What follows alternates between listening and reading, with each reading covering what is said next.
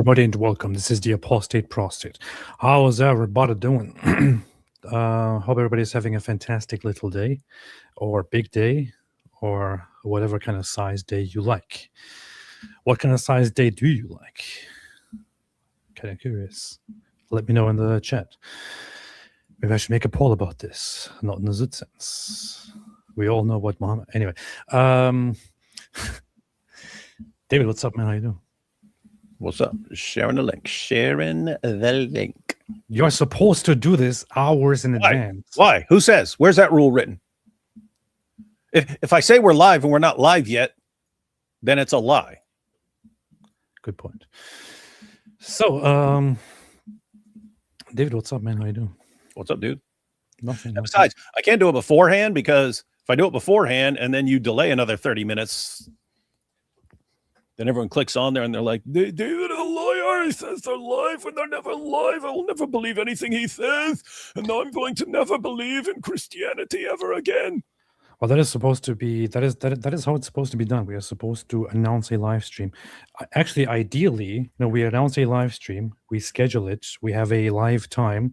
I'm actually doing this completely wrong. Like when the time comes, it usually says waiting for Apostate Prophet.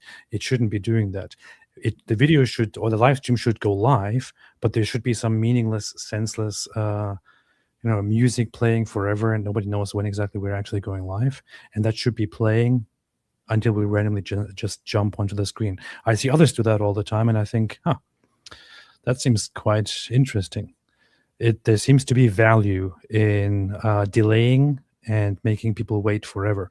So I'm thinking in the future we should try out just to have like a 1 hour delay, but not let anybody know that it's a 1 hour delay, but go live and have music play for 1 hour and then start talking. What do you think? Typical Turkish plan. Thank you. Jack Ray gifted 10. Not a compliment. Says who?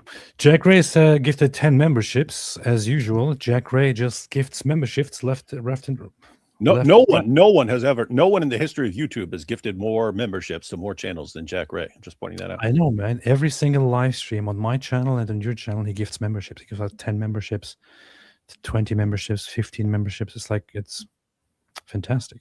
It's absolutely fantastic.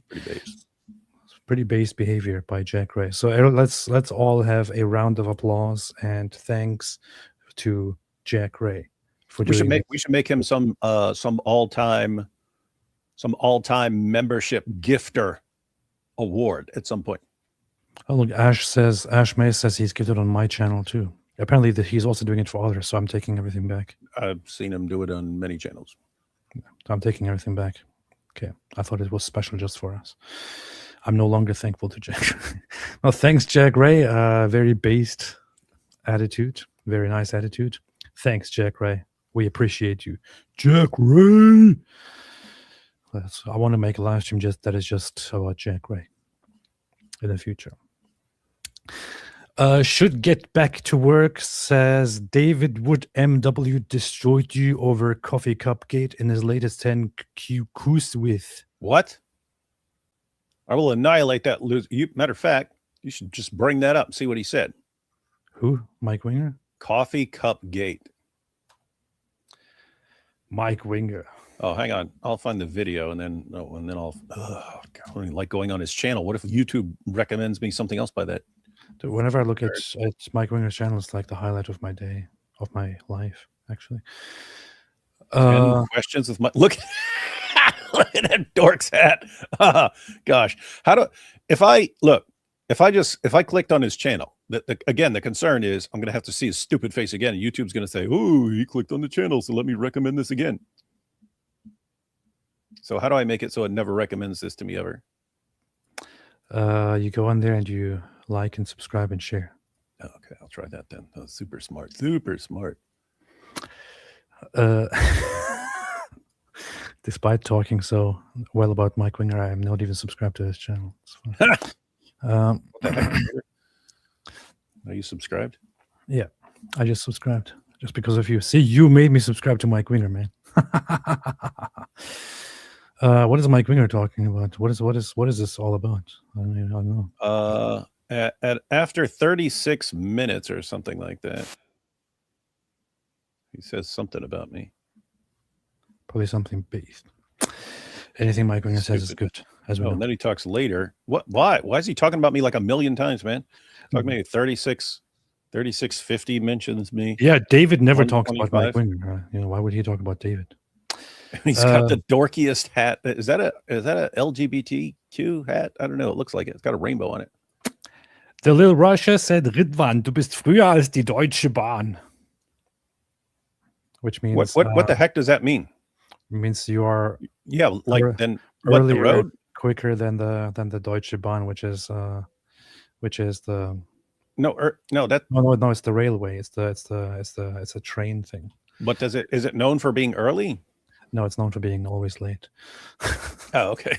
Okay, that's funny. I didn't get it. I was like, what? That is a joke in Germany. I mean, it's not even a joke, but it's just a common thing because they're always late. It's like you look at the time and you say, okay, my train is going to be here at 5 after 2, and it's usually 5 minutes after that or something. That's weird. I would have expected Germans to be punctual. I know, that's the funny thing, there is, I mean, it's not a stereotype. There is this real thing of German efficiency and hard work and work discipline and all that. But for some reason, the train system is very good, but in terms of punctuality, it sucks. I do not know why. I have no idea why. But yes, thank you for the compliment. The Little Russia says, David, it was really cool when all the pastors prayed for you at the Bless God Summit. Did they do that?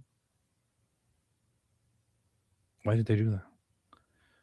Like, hey, brothers, it's very important that we say prayers together for this very evil man that we know. We have to pray for him all together. First time hearing of this, but people make stupid jokes all the time. So they probably prayed for Mike Winger or something, and they're like, yes.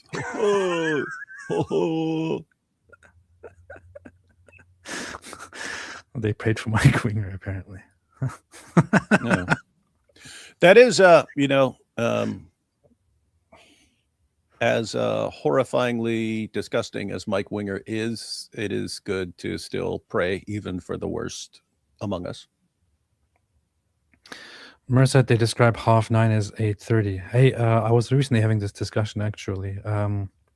It's kind of funny to interact with a British person and they say 9:30 because 9:30 to them means 9:30. But in German, 9:30 means halfway to 9, which means 8:30. It should be 4:30. Good point. See? That's why Americans are the clear ones. 9:30. Then there's no confusion. Americans also use weird clocks, so it's kind of strange. PC lose. The one thing that I'm still continue using as I learned it is I use a 24-hour clock as always, even while I'm in America. And when people see that, they're like, why are you using the military time? It's not military time. It's the normal way we tell the time because there are 24 hours in a day. PC Lewis says UK has the worst prime minister in its history. True. I saw IRGC rally in London yesterday. Looking forward to returning to US where it's still in West US. Yes. Well, I've heard this quotation from the super chat saying that I am the worst prime minister in British history. That is false because no one has been friendlier towards Pakistani grooming gangs than I have, and that is the mark of a truly great prime minister. Is it because AP served in Turkish army? No, it's just the way that normal people actually tell the time or show the time or look at the time is using a 24-hour clock. That's what people do in real countries.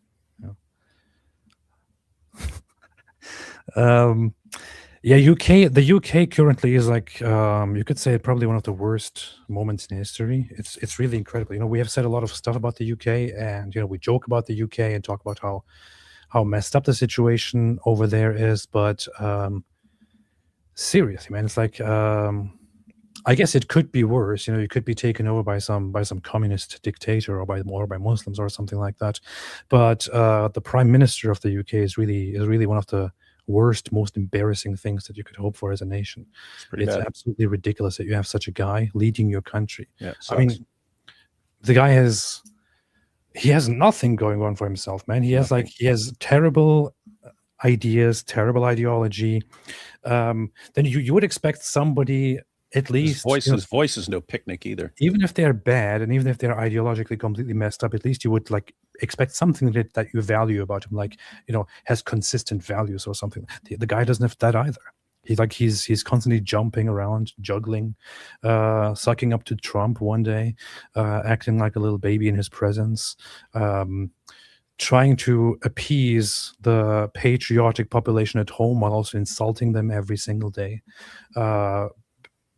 selling out the country. I don't know. It's such an embarrassing situation. And my hope for the UK is really that the loving, patriotic people in the UK wake up as soon as possible. Start with reclaiming the pride in their flags and their history. Raise their flags. It's a weird thing. In America, it's a very common thing to wave your flag, and in the UK, for those who don't know, for Americans, it's not just something that you say. Being in the UK and raising your flags raises questions. It's considered a controversial thing to do, and that shouldn't be it. Like Great Britain is one of the greatest nations in the history of nations, and you're giving it away right now because you are in a slumber, taken over by a really stupid, ridiculous mindset, selling your country out to populations that come and rape it. And it's time to wake up and stop that attitude. Remember your history. Raise and wave your flags. Be proud of it again. Be proud of your history again, and reclaim the country. Which is why you should go and do whatever you can and ensure a fantastic voter turnout for the next elections. And I mean, as an outsider, I wouldn't tell you to go and vote for this party or that party. I certainly have my thoughts about the current parties on the right that are trying to turn things around. I find Rupert Lowe fantastic. I also find the Reform. I think they have fantastic ambitions, and some people are not happy with them because they think they're getting too mainstream and too center and all that. They have to do these things. They have to do certain things in order to be an actual serious party, in order to actually have a chance in the elections. But my hope is, despite some of the differences on the right, that they actually somehow find a way to unite and win the next elections together, or win in separation and then unite after the elections, take over the country, put an end to this this rotten recent history that has been suffocating this great nation. Set things straight, close the borders, take care of mass deportations, crack down on radicalism or hints of radicalism wherever you see it, restore your British values, make that country great, make it great again, make it fantastic. But it needs to be happened now, because if the people of Britain keep sleeping and keep just letting this happen to them, if they keep having this attitude of like there is no hope, what's going to change anyway, in a few decades you're going to lose your country. It's not as clear as simply Muslims just coming and imposing Sharia or something like that. It's much different in practice, and it will result in you losing your values and the foundations of your country and your government entirely, derailing it all. You already have given your major cities away. London is gone. Birmingham, I talked about recently, is gone, which is a very significant historical place in the UK. In a few decades, you will have serious political and military or militant separatist efforts on the British Isles, and you don't want to get there. You will have your country crumble, with others claiming that they should have their own country on the British Isles, that it should be part theirs, that they have a right to it, and you will have very little to offer to stand against them because you have already given London away. What makes you think the people just want part of it? They can take the whole thing, man. Well, that's how it starts. You remember that poll a few years ago that was about young British people, so like 18 to 30 range or something like that. And only 10% of them, only 10% of young British people said that they would fight for their country if they had to. Yeah. And it's like, that's a country that's a population that absolutely hates itself. And that's how you destroy a country. Get the people to hate it, in which case, one, they don't want to defend it. And two, they believe they deserve to be conquered. Like we deserve it. Everything that happens, all these 12-year-olds getting groomed and raped, we deserve it. We deserve it because we're bad. And it's like, okay, you better change that idea, because if you think you are bad and bad for the world and deserve to be conquered by better things like, Islam, dangerous times, man. Dangerous times. G.K. Chesterton, man. G.K. Chesterton. I should make a video about this at some point. But Chesterton, so he in his book Orthodoxy, he has this chapter called The Flag of the World, where he eventually gets to the topic of what he calls the cosmic patriot. But before that, he talks about optimism and pessimism and patriotism and so on. And he's talking about, like, even if you don't like things about your country, you still have to love your country, because if you don't love it, you're not going to want to help and change it. You're just going to want to see it gone. And apparently, one of the great British thinkers of all time, people have forgotten his warnings. He saw it coming. He saw the direction things were going. That people who want to ultimately overthrow you first program you not to defend it and not to love it. Well. Now, there are talks about the UK getting involved in the war, or in the whatever you want to call it. I guess it's not officially a war. I, Keir Starmer, agree to personally go to Iran to hit the Iranians with my purse.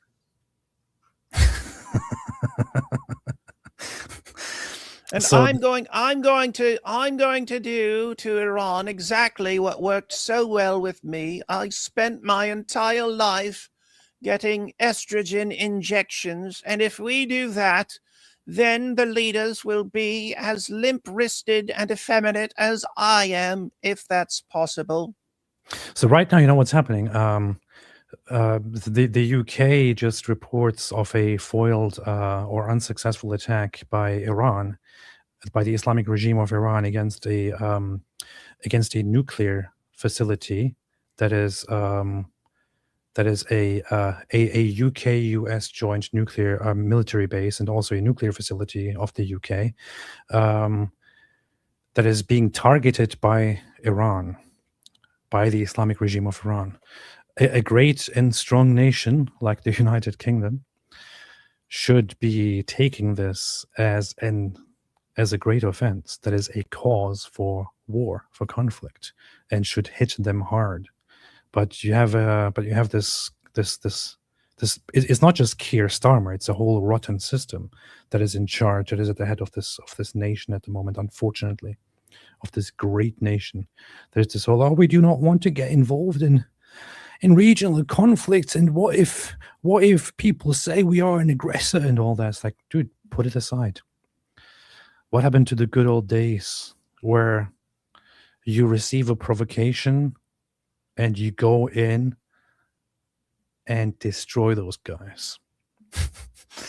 That's how you should be doing it, to show your power again. But the UK might be kind of at this moment very, very weak in terms of showing their power. Things need to happen, man. Things need to change. Lazarus says, "Hallo, AP and David. Frieden in Jesus' Namen." Did I say something like this turn into this is a German channel now? Please make all super chats in German. Is this what? Did I say that at some point? Did I forget that I said that? Lazarus, sorry for being so rude to you, but yeah. Hallo AP and David. Frieden in Jesus' Namen. Peace in the name of Jesus. AP, is there in the German-speaking sphere, are there people who wie ihr zum Christentum und Islam machen? Are there similar people who do stuff in about Christianity and Islam? Do you have any recommendations? Thank you. And There's like two people. yeah, I would recommend. So one of them is my friend actually, Irfan Petzi. He is a former Al Qaeda terrorist who went to prison and who left Islam and worked with German intelligence, and now has occasionally works in to inform intelligence and inform different people, because he's an expert on matters Islam. But he has this YouTube channel, Irfan Petzi. You can find him on YouTube right here. I think he has multiple channels, but that's where you can find him. I would recommend him. He's a good guy. I hung out with him. I trust him. There are certain others. I can't really think of many. I don't know. Anybody else have any suggestions of the German speakers? I bet Black Angel has a lot to say, because she's German and she likes to always point out that she's German, because she's like, I am proud to be German. But Black Angel here in the chat definitely has some recommendations for you. But hey, I appreciate that, Lazarus. Sparkly Haru says, never seen Mike Winger and David Wood in the same room. So it's just the same person spending time exposing the corruption the Zut did to Momo's moon. The corruption inside the church, noise. Yes. Yeah, as far as never seeing us in the same room, and you think, oh, that means this. Well, it can mean something else. It can mean if you ever saw us in the same room, it'd be the last time you ever saw one of us. Black Angel, I know for a fact that you also watch German channels, because you know all about them. So speak the truth. But thank you for that super chat. Apostate of Allah said, saying 9:30 is stupid. Yet another reason why I'm grateful for the Revolutionary War. Good point. It's actually not stupid. It's a very practical way of doing things. And I would say, although I have my preferences for the correct way of saying it, which is 9:30 means 8:30, I also appreciate the wrong way of saying it, which is how how British people, for example, say it, which is 9:30 would be 9:30. There's actually a very good way of using language to tell the time in a good way, instead of saying it is 9:30. It is 9 hours and 30 minutes. It's 9:30 a.m. Well, it's also like you have to understand how people hear stuff that you're saying. So you're worried, they're not going to understand whether it's 9:30 or 8:30 or something like that. You have to think of what a Muslim's going to hear when he hears 9:30. Be like, oh, halfway till we can bang her, yeah. What?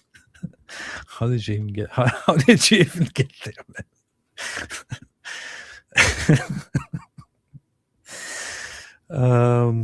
Now anybody who says it's stupid will be banned. Okay. The Little Russia, the Green Zut Party in Germany wants more Islam and less Christianity, while they can go Zut themselves. That's all I have to say about the Grüne in Deutschland. The Green Party in Germany can go Zut themselves. Rich White UM said, Zut Zut. Jack Ray Mohammed raised 30 flags at once.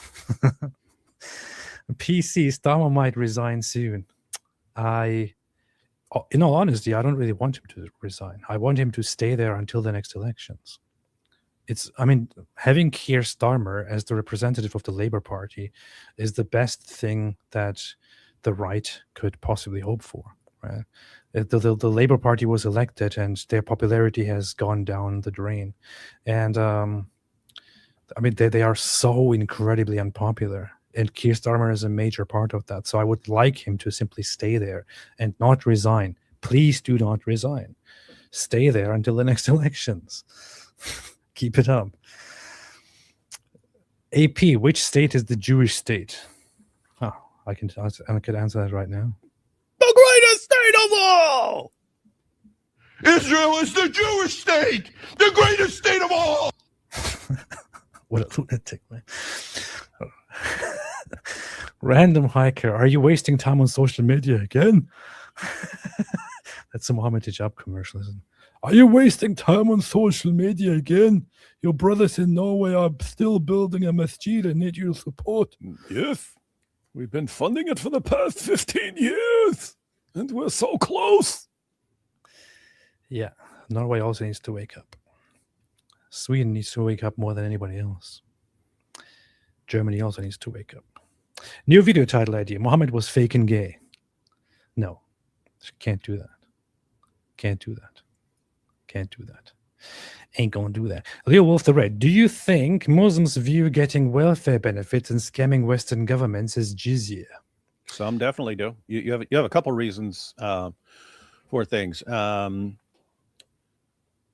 Muslims understand that according to Islam, the penalty for making mischief in a Muslim land is death, and so they view entire nations like the United States and Great Britain as guilty of making mischief in Muslim lands. And they also know, according to Islam, that if you fund someone who's doing something, you are equally responsible, according to Muhammad. According to Muhammad, if you pay a soldier to go out and fight, you get a reward equal to his, and so on. And so they understand that if they pay money to the UK government or the US government or something like that, they are under a death sentence, according to Islam, and they don't want to do that. And so they just want to go on. They don't want to work. They don't want to work in any way that will ever fund the government or that they would be taxed for. So you have some like that.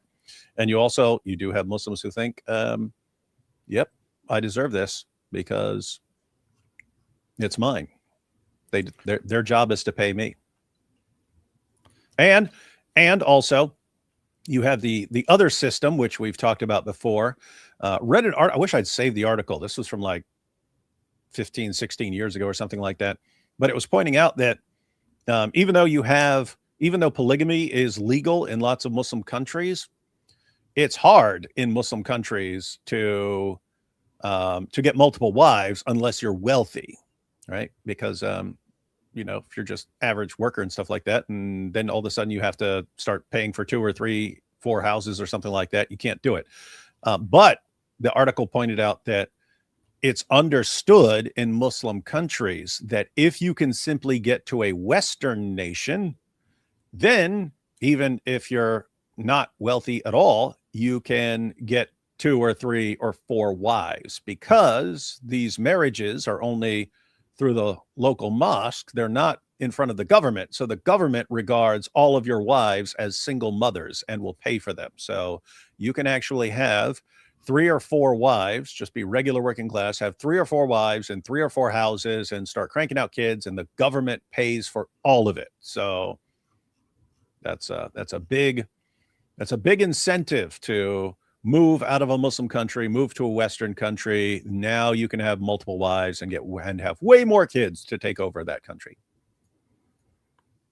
That is very, very based. Mm-hmm. Very, very based. I personally, I personally know families and know of families in Germany, for example, who now I wouldn't say that they are primarily motivated by some religious jihad against the government or anything like that, but I know of several people and of several families that have a very clear pattern in Germany. For example, I mean, I know a family very closely, and I can't really specify who that family is and what that family is, but like they have multiple children. They lived in Germany at some point, and they specifically were motivated to have as many children as possible while living in Germany because they were motivated by the fact that the German government pays you more money per child if you have a lot of children over there, and if you're also not working at the same time. So he would not work.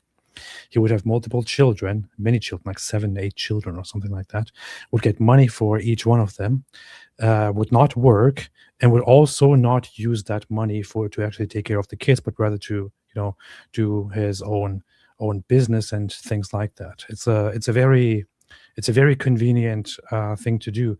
Now, I cannot necessarily blame that guy himself, although I would heavily question the moral system that these people subscribe to. However, I would have to point out that it is a system itself that is exploited by people like this, right? You have a system that simply gives money away with the idea that, you know, if people can't take care of themselves, the state will take care of you. It's a welfare state, and there are people out there who will happily and lovingly exploit that. Lovingly exploit that. Here, there is some data here, which came out a long time ago. I was just looking for it. I think this was from last year, or was it not? Let me see. Mohammed is the most common name among citizens allowance recipients. So there were attempts by the AfD, the right-wing party in Germany, to reveal the data to reveal the data of the names of recipients of different welfare systems in Germany. Here you have the data which says that Mohammed is the most common name among people who receive allowance from the welfare state in Germany. 39,000 here. You can see Mohammed is the most common. On the list is Michael is second place with great distance. And then from Michael, it goes down to Ahmed, Andreas, Thomas, Olena, Christian, Ali. There are quite a few Muslim names. And this is funny because if you look at Germany Muslim population, you will find that Germany has a Muslim population of around 6%. A Muslim population of 6%. But among the top names of recipients of the welfare state, you have multiple Muslim names. 1, 2, 3. Wait, was there another? Did I skip one? 1, 2. Okay, you have 3 here. You have 3. You have 3 Muslim names right here at the top, despite being only 6% of the population. And Muhammad is by far ahead. There was also other data which assesses how much they are overrepresented based on how many people actually are in the country who have the name and how many people of them are recipients. You see that when it, for example, comes to the name Michael, there is no overrepresentation. There's like a 0.29 overrepresentation. When it comes to the name Mohammed, there's a 5.8 times overrepresentation. Hardcore overrepresented. So a significantly high amount of people who are named Mohammed receive welfare benefits.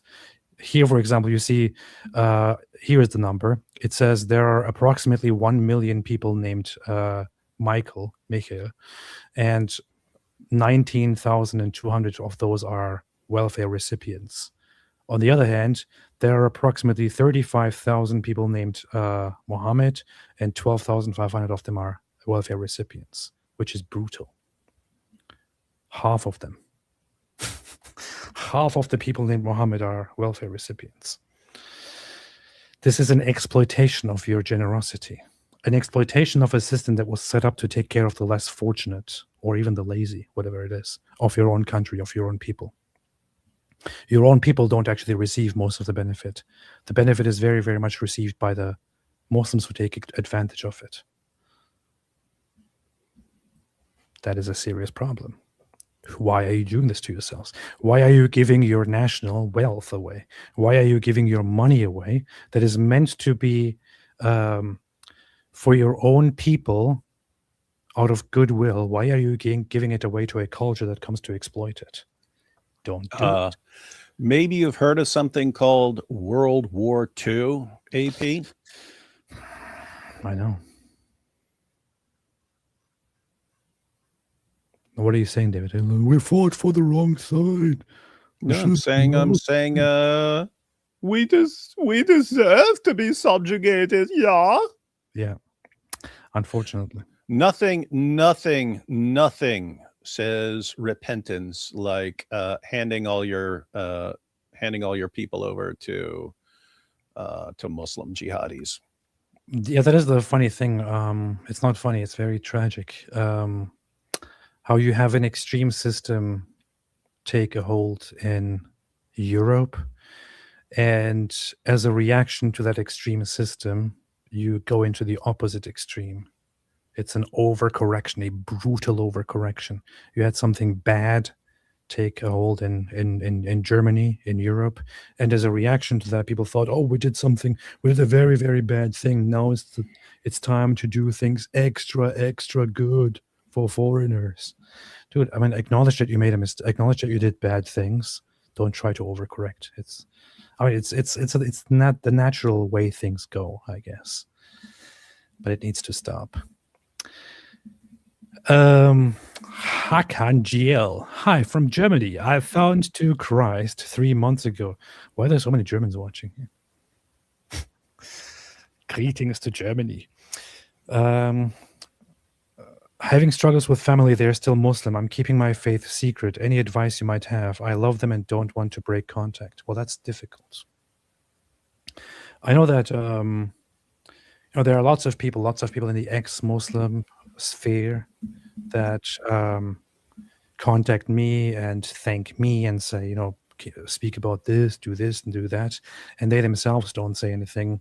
And I sometimes get a little bit upset about that, but leaving the religion and going against your culture is a very serious thing. You're burning bridges and losing most of the people that you know, basically, if you leave Islam. So most people don't really want to do that. They want to instead cheer on others who do it for them. I get it. I don't know. Initially I had the very same thoughts. I didn't want to upset my family. I didn't want to rock the boat, didn't want to do these things, but eventually I had to go my own way and had to be honest to myself and be authentic, and I couldn't deny who I am and what I am and the decisions that I made. I couldn't keep it secret. I know lots of people do keep it secret for a long time, but I would say the best thing to do that I would actually recommend is to eventually open up about it, but prepare yourself for it in a good way and do it in a peaceful and nice, do it in a peaceful, diplomatic, healthy way. Just don't keep it a secret forever. That's not healthy. And then, in fact, use the opportunity to learn about your own faith, about Christianity, and use the opportunity to talk to them about why you believe this and why maybe they should too. What do you think, David? Or you could, just say, I have an important announcement to make, and they go in there and there's a Quran on the floor, and then you pee on it in front of everybody.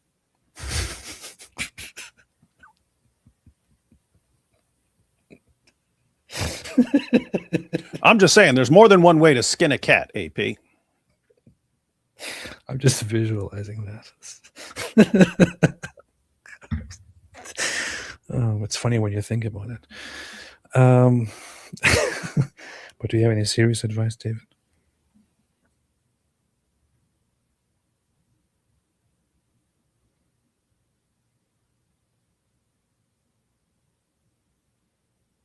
No? Okay. Hang on. Only 3 months. Yeah, that's not a long time. I would encourage you, in the meantime, get a copy of Greg Kokel's book, Tactics. Short book. But it's good for situations like this. If you eventually want to, if you want to talk to your family about it and so on. Tactics is geared towards having discussions on important issues without, causing the other person to flip out and so on.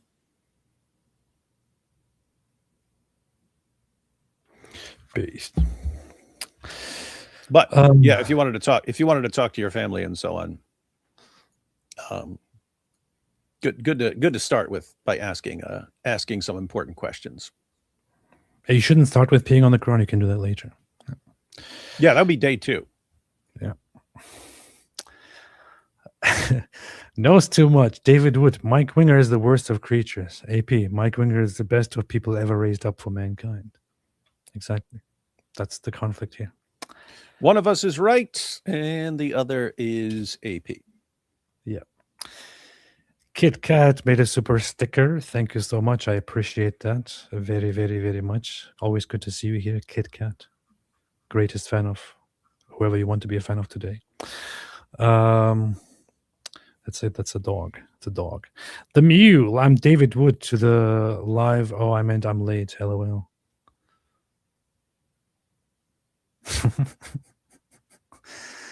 I know it's kind of messed up because I was I try to do things on time, but the more I stream with David Wood, the more I kind of tend to go live late. It's like my live streams begin to look like David Wood's live streams, always late. It's pretty messed up. I'm thinking of finding a different streaming partner. Aussie Abe. Hey, it's Aussie Abe. It's the same in Oz, mandatory estrogen injections. Sounds like it. Wait, is this the same Aussie Abe that we talked to yesterday? Yep. No, it's a different Aussie Abe. There are so many. And there are probably lots of people called Abraham in Australia. So, Abu Baker al-Paftari, AP and David Wood, what are your opinions on land acknowledgements? Example, if in Arizona we honor the traditional unceded territory of the Apache Nation. What does that really entail? I don't know. It's a in Arizona. If in Arizona we honor the traditional unceded territory of the Apache Nation, I mean, what does that really entail? I don't really know. I don't ever have a big problem with it. I mean, I know in certain cases, like in certain states, that there are territories that are part of the state, but that are fully controlled and fully recognized to be handled by certain native tribes. I've recently been to one of those, and I thought it was actually quite cool. I don't know much about it. I don't know much about what the downsides of it are and all that. I don't know. Do you know anything about this, David? David doesn't care. He doesn't care about American territory. He's like, just give it all away. Give it all to Muslims. Strider Telconta. Trump just threatened to start hitting Iranian power plants if the Straits of Hormuz isn't reopened in 48 hours. Really? I know. Things are getting a little bit out of hand with that. It's because Oh, yeah.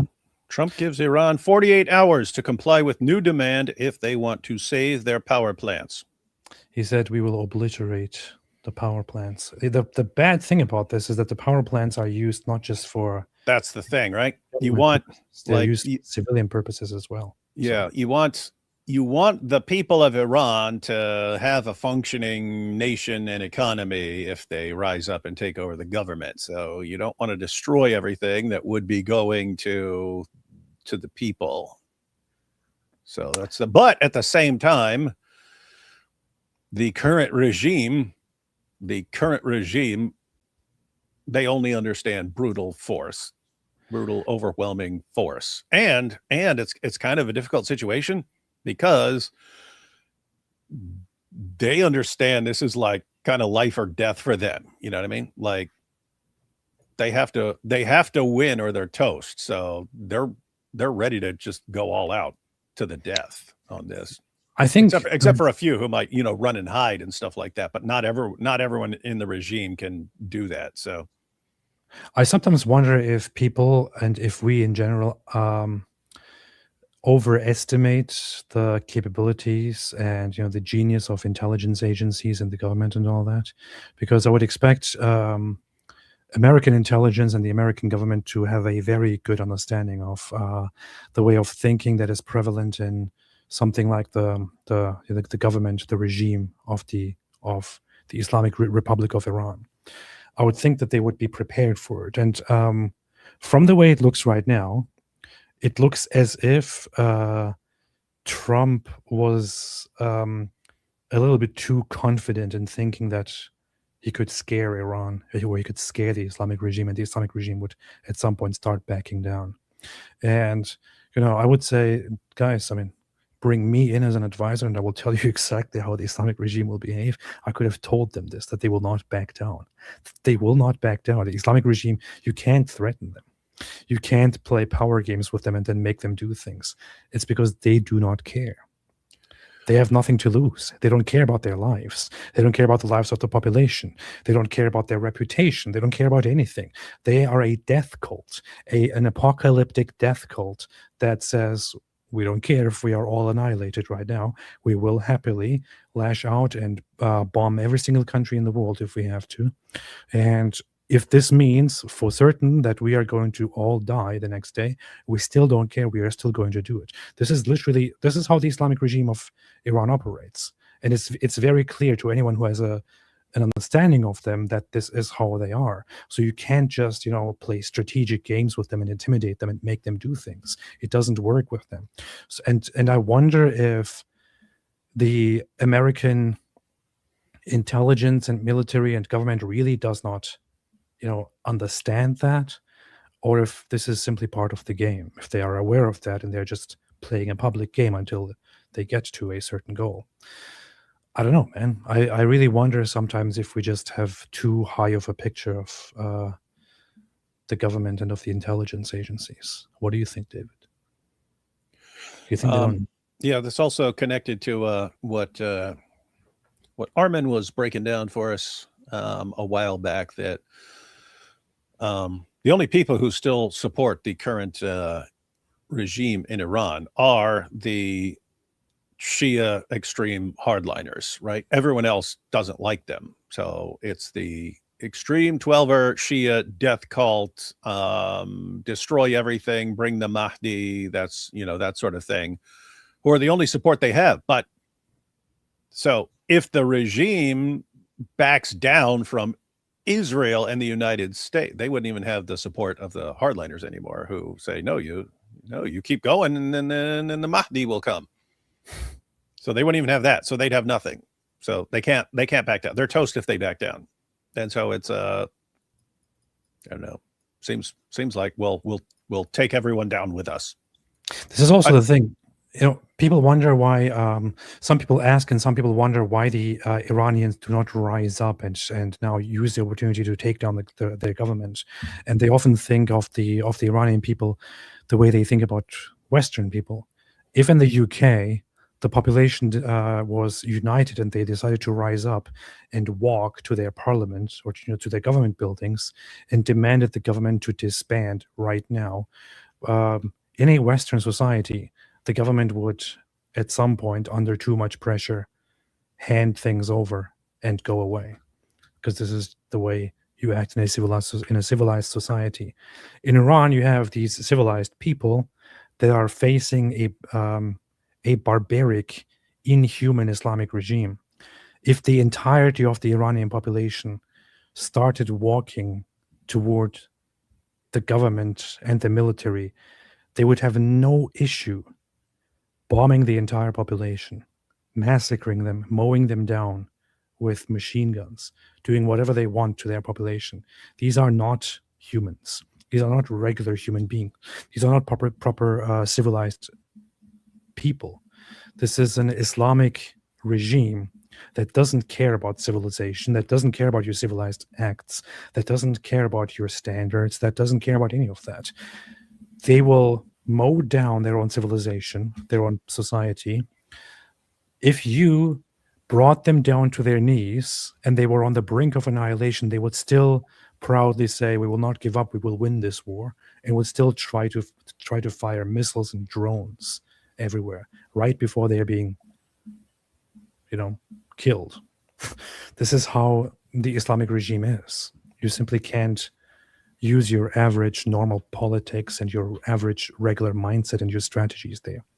They need to be treated in a rough way, the way that the Al-Zud treated Muhammad. You have to be rough with them. You have to be really, really rough with them. You have to go through with it. And I think that the only proper outcome of this current war is that you gain superiority over them, organize something from within, destroy their regime, and send in a special force to finish them off, and to then bring the Shah over there and let the people transition this place to a proper form of government. No deals, no threats, nothing will work with these guys. Be like the Zud. The Zud did it right. Yeah, the Strait of Hormuz is a difficult thing. It's an issue for the entire world right now. So, but it's also an economic issue mostly. There are more pressing issues like how the Islamic regime treats its population. Moral governments, which is a funny thing to say, would stand up and put an end to this Islamic regime right now. Has Yusuf Musab come on board vis-a-vis Iran? I don't think he has. Is everybody else hearing this noise, or is it just me right now? I hear nothing. There's a lot of noise coming from you, and it's like, is it just me, or It's just you. Fix your stuff. then why is the noise coming from you? I can hear you. It's not coming from me at all. We hear it. Some static, something wibbling. I heard Hey, it. hey, I'm gonna cut my mic. Why don't you be quiet? I'm gonna cut my mic. You tell me if you still hear noise or not. Complete silence. Complete silence. Tranquility. Peace like nothing. Oh. Now say something. Check. Oh, now the noise is gone. Fix your stupid system. It's you, man. I keep going live with other people. They don't have this problem. Only you. They're It's using you. the same system. That's It's you. just you. Mushy Season says, are you aware of the...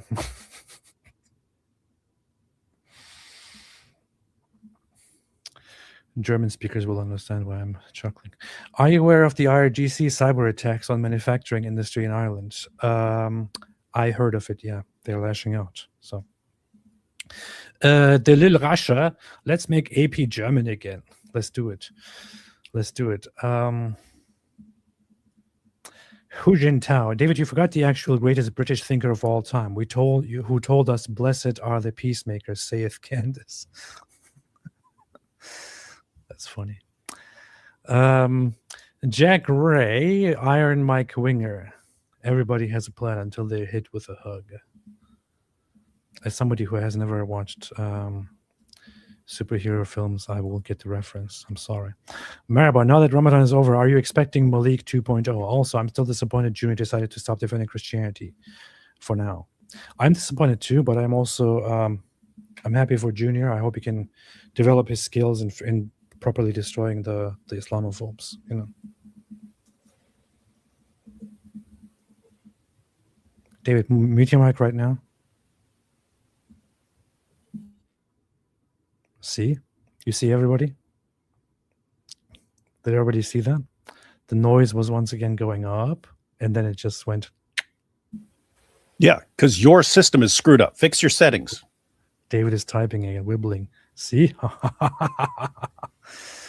Not sure what's happening with your stuff, but gotta take care of that, man. Aussie, my wife had her citizenship ceremony 2 days ago. They had land acknowledgements, hijabis handing out certificates, but no Bible or mention of God. That's pretty messed up. That's messed up. Baba Kararai says Chuck is in Islamic paradise. MD has become his Gulman. His little boy. Did you see that recently Masood Masjoudi, a math teacher, an anti-regime activist, was killed in Canada by 2 IRGC agents? Many IRGC are here. I know. There was recently an announcement or an acknowledgement that there seem to be a lot of secret IRGC members operating in Canada, that it has become a hub for terrorists and agents of the Islamic regime, right? Who said that? Remind me, any Canadian, anyone from where the Elks are, who that was, who said that? Canada, Canada, Canada, oh Canada. That was, I don't know who this woman is. Melissa Landsman. Whoever Melissa Landsman is. Who is Melissa Landsman? Member of the House of Commons of Canada. She said the following. There have always been conflicts abroad, and rarely have we seen them spill into our streets the way that we have since this Liberal government has been in power.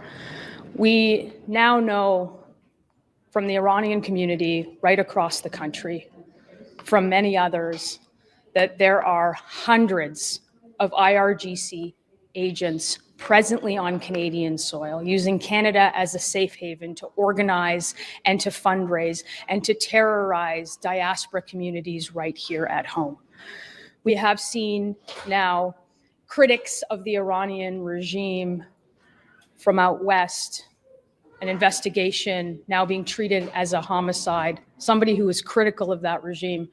We see constantly, particularly as an MP from a region who represents many in that community on a weekly basis, those calls come. It's kind of funny. I was thinking something like this too earlier, but I didn't want to say it. She looks like an SNL actor. People were pointing out how shaken and how nervous she is. That's an interesting thing to pay attention to as well. Coming into our office, informing MPs and at all levels of government, including authorities, that they are terrified of living within their own communities. The hundreds of agents that are here today live in Canada with complete impunity, and we have a Liberal government that has done absolutely nothing to stop it. We've seen violence against businesses, gunshots into Iranian activist businesses. We've seen terrorism in the Jewish community. We now are amongst nations that lead the world in attacks against Jewish institutions. Today, we are calling on the government to table a plan to get rid of these terrorists that are on Canadian soil. Now, isn't that interesting? Who could have warned about all of this? Maybe some people should have said something about all of this long time ago. Why are there not people? Why aren't there people in the media, on stages, on YouTube, warning the West about this? That you are just opening up your doors and making it a safe haven for Islamic terrorists. Why aren't there people who warned about this? Who could have seen this coming?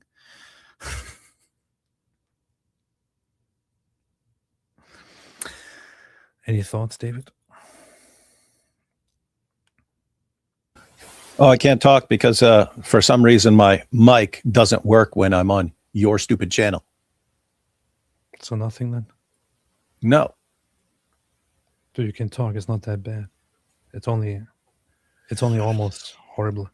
But it's not so bad. It's not so bad. So what do you think about the fact that Canada has become overrun with IRGC terrorists? Do you think it's a good thing? I think people get what they ask for. Good point. So there is an update on this here, which is Goldie sent me something earlier to give me some more information, but I forgot to look at it. So there is a plot that is currently being openly handled and explored by the United States government, by the Department of Justice, where multiple Iranians living in America and in Canada received emails from sources that claim to represent the Islamic regime of Iran. Ella Caliban, who is a friend, said, "This is the AI image the regime used to tell me they'd commissioned a cartel to kill me in LA via an email the DOJ traced back to the Ministry of Intelligence in Iran." This is actually confirmed. That she also gave a link later on to the investigations of the Department of Justice, where they actually accurately track multiple communications that people received to Iranian intelligence. The Ministry of Intelligence arranging beheadings for going on Piers Morgan. Why are they so bothered? Yeah, they specifically referenced her in their threats because she went on Piers Morgan and made treacherous and hostile statements about the Islamic regime of Iran, about the Islamic Republic. And they actually sent poorly generated comic memes generated through AI. And this shouldn't be a surprise for those who are familiar with Islamic regime of Iran propaganda recently. They seem to have some great use for poorly done AI stuff. They just recently, when the war started, published a very dumb AI music video, actually. The Islamic regime, the Islamic government, yes. I have to say my AI music is much better than theirs. But this here is supposed to depict Elika Lebon here, who is an Iranian opponent of the Islamic regime. And they send her this poorly done AI image, Los Angeles, masked people shooting her. Of course, they also apparently had to bother putting her in some, I don't know, revealing dress or something to emphasize the sexual aspect when they're dealing with a woman. I'm not sure why exactly that is on the picture, but you're dealing with, goat rapists. So I guess that comes with it. That comes with the package. But this is the kind of stuff that they send over. There have been so many plots of them trying to assassinate Iranians, trying to assassinate Iranian secular people here in the United States, trying to assassinate the president of the United States, trying to kill people here, trying to infiltrate nuclear facilities and things like that. But here is the Department of Justice page, which basically lays out all these communications. This report was only posted 2 days ago, where they traced back these communications and accurately linked every single one of them to Islamic regime intelligence channels. They text stuff like, your iPhone 12 Pro Max holds no security for us. We even know your exact location. People of the axis of resistance, see these names and respond to these Zionist pigs yourselves. So they urge everyone else who is around these outspoken Iranians to go and kill them, to hurt them. And they also threaten that they themselves will come and kill them. They try to make use of open Western societies to commit terrorist attacks. Very, very messed up. Very, very, very messed up.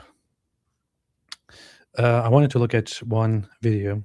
This girl, Moon Rahimi, she was recently going viral because she posted. Is that a normal name? Have you heard that name before?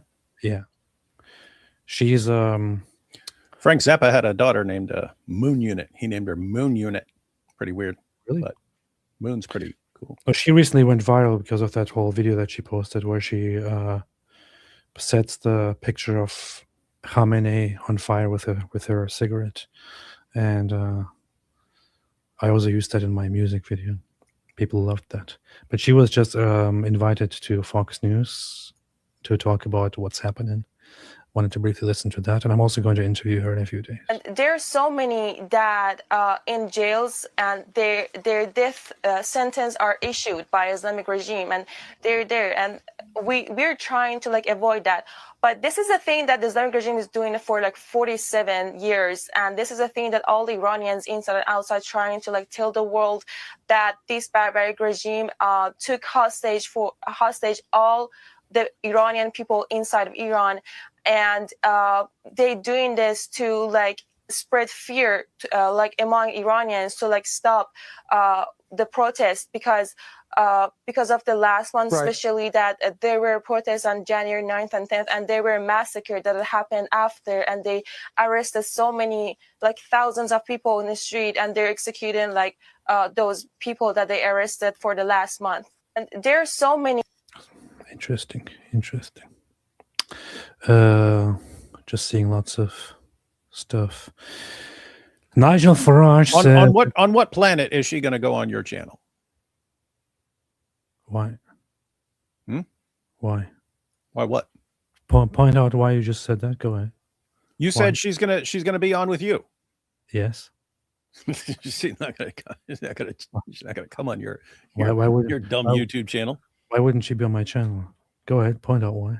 She can go on Fox, and she's gonna instead go on Apostate Prophet. This channel is better than Fox. This channel is better than Fox News. Who watches Fox News? Who is watching Fox News?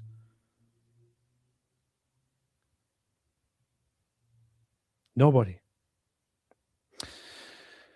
UK's Farage would ban Muslim prayer events near historic British sites. That's what Nigel Farage said, and I think It is totally based. I just saw this earlier, and I thought It is totally based. pretty good move. At least one thing of Nigel Farage that I can definitely support.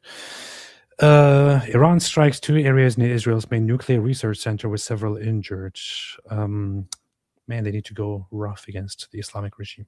At least 88 wounded, 10 in serious condition after Iranian missiles strike Arad building. Israel has actually been hit in a serious way today in southern Israel, and lots of people did get injured. So today was actually one of the harsher days in terms of responses from the Islamic regime of Iran. And the other day they bombed actually an Arab town in Israel with only Arabs getting injured. They indiscriminately just bomb. But yeah, today Israel has been actually hit, and it's serious, and that will only lead to an intensifying of strikes by Israel, I must say. Fox is still kind of better than CNN, at least, yeah, but they're still worse both than AP. So, I think I'd tell the people of Great Britain, all right, these guys are being real jerks. So we are going to take out their power and everything else we threaten to do. But just so you know, once we've taken them out, you guys rise power, we're going to come help you rebuild your stuff. And that way people don't think their entire nation's being destroyed. yeah.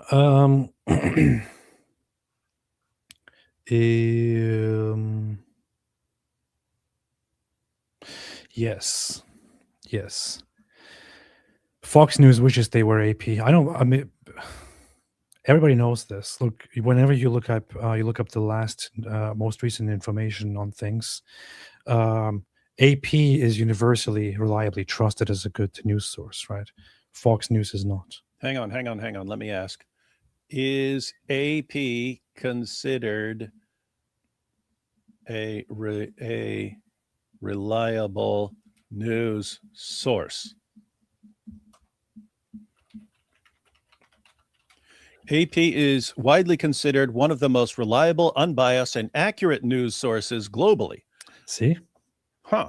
Founded in 1846, it operates as a nonprofit news cooperative focusing on factual, nonpartisan journalism. AP reports are used by thousands of media outlets worldwide, adhering to high standards of integrity. Key details: fact-based reporting. AP emphasizes factual, objective reporting, fact-based, often used to fact-check other news. Global reach. It has journalists in nearly 100 countries, covering major news events, politics, and breaking news. Well, I do want to point out, it not only said fact, it also said based. So fact and based reporting. They're not done. Election authority. AP is trusted for tracking, collecting, and analyzing election data, and its race calls are widely respected for being based on proof, not estimates. It is totally based. See, I told you. I apologize. You were right. I was wrong. AP is much better than Fox News. You can't argue with AP. Aaron Mathersaw, did you see that recently? Masood, I already read this. What's wrong with me? Surds made a super chat. Thank you. Hu Jintao. Cenk is the Alex Jones of Muslims. Fat, loud, and spewing BS conspiracy theories. AJ is slightly more credible, though. That's pretty pretty rude. I think Alex Jones sounds way cooler though. That's true. Alex Jones actually sounds kind of funny and interesting despite being a nut job. Whereas Cenk just sounds like a crazy guy who is ranting at who could have a heart attack at any time. I kind of wouldn't really put Alex Jones and Credible together in one sentence, but still, you know. Michael Bergenska, is there a proper way to pray? How do you connect with God? Let's say you're broke and need money. Would it be appropriate to pray for it? That's a good question. Pastor David would happily enlighten you on this matter. Hey, why haven't you become a pastor at this point? Isn't it like can't just anyone who just wants to just become a pastor in your church or something? I've been offered the opportunity. I want to become a pastor. I think I'd be a crap pastor, so I never take up anyone's offer.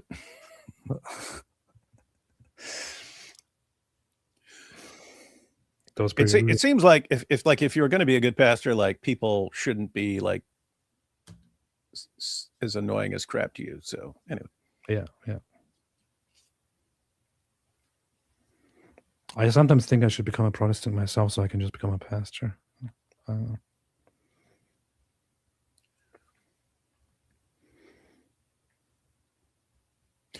Yeah, if you're broke and you need money, I think it would be entirely appropriate to pray for God to meet your needs and so on.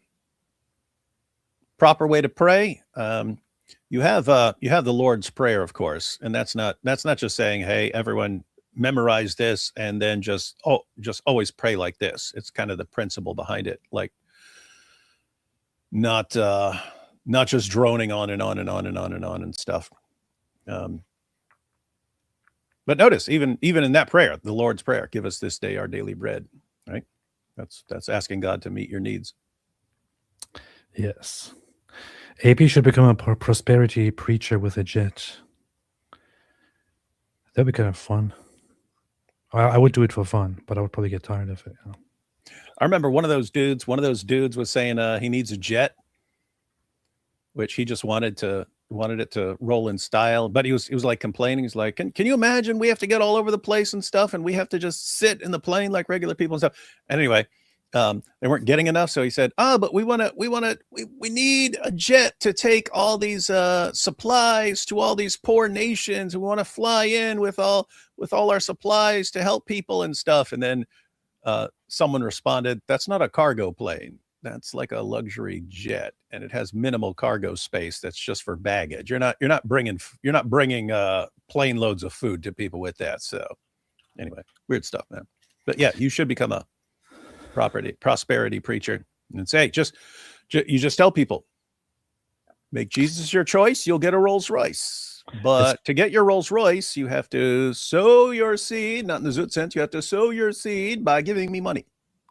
But don't they preach that everybody can get like wealthy and rich if you simply do like the right things and pray and worship the right way and give? God wants you to be rich, and if you're not rich, it's because you've got a problem. So why are they asking others for money then? If they can, that's one of life's great mysteries. But no, the prosperity preachers are usually rich because a lot of people like that message. Wait a minute, you mean I hand you money and then I get a bunch more money? I'll take that deal. And then so you give them all your money. You give them all your money, and then you say, okay, now I don't have any money. So when's all this money coming? There, say, you don't have enough faith. That's kind of funny. Pretty smart. I'm curious sometimes, like, no offense, I'm curious sometimes what kind of people listen to such preachers, and like if there are actually real people who listen to these people. I mean, there must be, right? Because I only hear people ever talk negatively about them, but then they seem to have like very large audiences and lots of listeners and all that, and I don't know where these people are. There are people like, it was really big. The prosperity stuff was really big in prison. We had a lot of problems trying to correct that stuff in prison. But here's how it works, right? Because you can watch one of these channels, like and what's crazy is, what's that guy's name? Peter Popov. That was just insane, because he got in trouble in the 1980s when he got exposed by the amazing Randy, who was this atheist. His name is Popov. Yeah, Peter Popoff. Yeah. That's a nice name. Yeah, it was a few years back, and I saw Peter Popoff asking for donations on TV. And like, Peter Popoff, he got exposed in like the 1980s, man. Anyway, Popped off. he would go out. Peter Popoff would go out, and he'd be at his event, and he'd be going, and the Lord is telling me that someone named Jim is having back pain. Jim, come down here. And Jim would go, oh my goodness, how did you know? Right. And anyway, the amazing Randy is watching this, and he's like, this looks fake to me. So he goes in there with a little frequency detector and so on. He starts and then he records Peter Popoff's wife. Who, here's what they would do. You go in and you fill out prayer requests, right? And then Peter Popoff, he's got a little earpiece in, and his wife is back there. She's reading the prayer request. Oh, there's one from Tim about his back pain, stuff like this. Yeah. Now say, I'm hearing from the Lord, right? So he totally got exposed for all this stuff. So the Lord is his wife then. The Lord is his wife then. Apparently. So anyway, that the amazing Randy posted that stuff, and then it was shocking. It was shocking to everyone. But then everyone forgot about it. All of a sudden, I see him a few years back, and he's giving out his miracle spring water. It's totally free. Yeah, but you call in and request it, and they know you believe in their ministry, and then they've got your address and your contact info, and they know they can hit you up. But anyway, here's how it works, right? So check this out. If you say, hey, contact me, and we'll send you your vial of miracle spring water, and then good things are going to happen when you apply the miracle spring water. Well, guess what? You send that out to 100,000 people. Guess what? Some of the people are going to have awesome things, just statistically, even if we're not talking about God actually intervening. God can't intervene and so on, but it's assuming it's just random stuff. Guess what? A portion of those people are going to have really good things happening. They're going to contact you. I used the miracle spring water, and then this awesome thing happened. And then they bring you on the show and say, tell us what happened. Well, I did this, and then I found a thing of money under my floor and stuff like that. And then everyone goes, oh, it does work. It does work. And then everyone wants the miracle spring water and stuff. Yeah, I highlighted this comment. Brandon Driver said, AP, I'm a Baptist. Why should I be Orthodox? Well, if you're going to ask me, first off, I would not tell you to be Orthodox. So I'm not sure why you're asking me that. I would tell you, if you're a Baptist, just be a Baptist.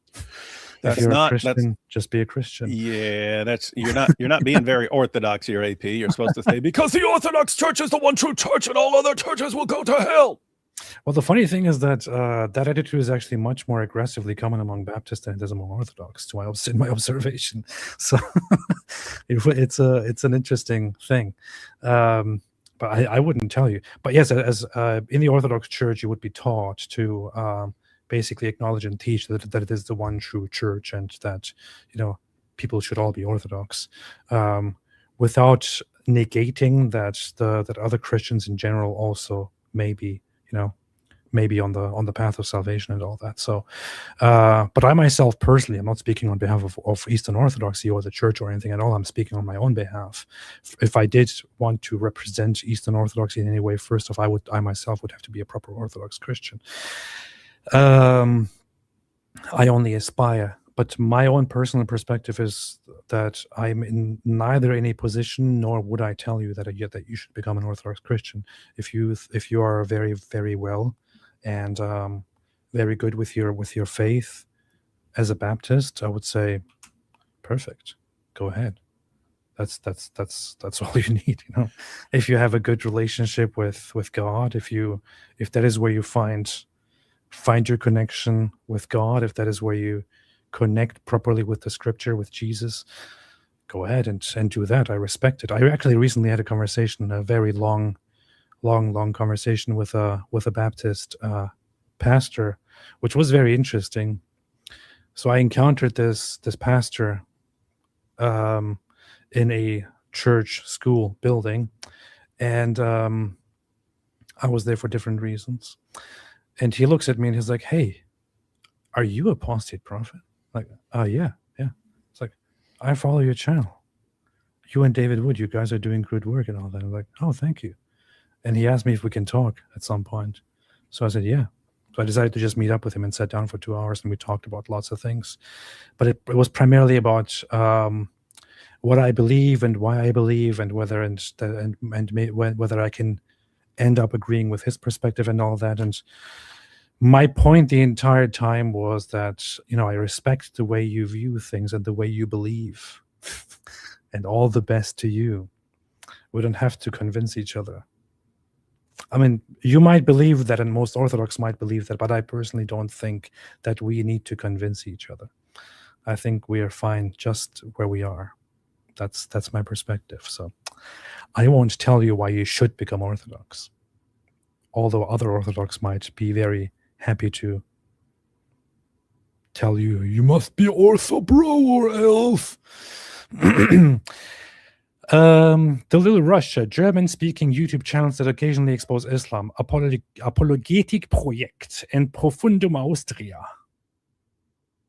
There you go. There are some recommendations. Nice. Ari Yerushalmi says, you're lucky you have such great personalities, because you do come off just a tad Islamophobic, I'm sure inadvertently, but do keep an eye out for that. I will keep that in mind. I've heard that before, Ari, but thank you for pointing that out. People just like to think the worst of people. And so we'll say something nice, but people will interpret it as mean or Islamophobic. Yeah, true. -897. No, guys, no. I see 1 or 2 comments that say, so you say all paths lead to God? You're relativist? No. If you asked me, should I become a Jehovah's Witness, I would say no.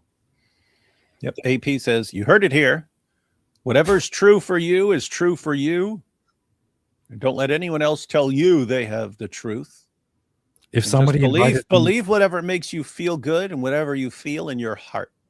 If somebody invited me to Mormonism, I would take quite some time to actually tackle that and point out how ridiculous Mormonism actually is, in the most respectful way, because I think Mormons are actually quite nice, despite having such ridiculous beliefs.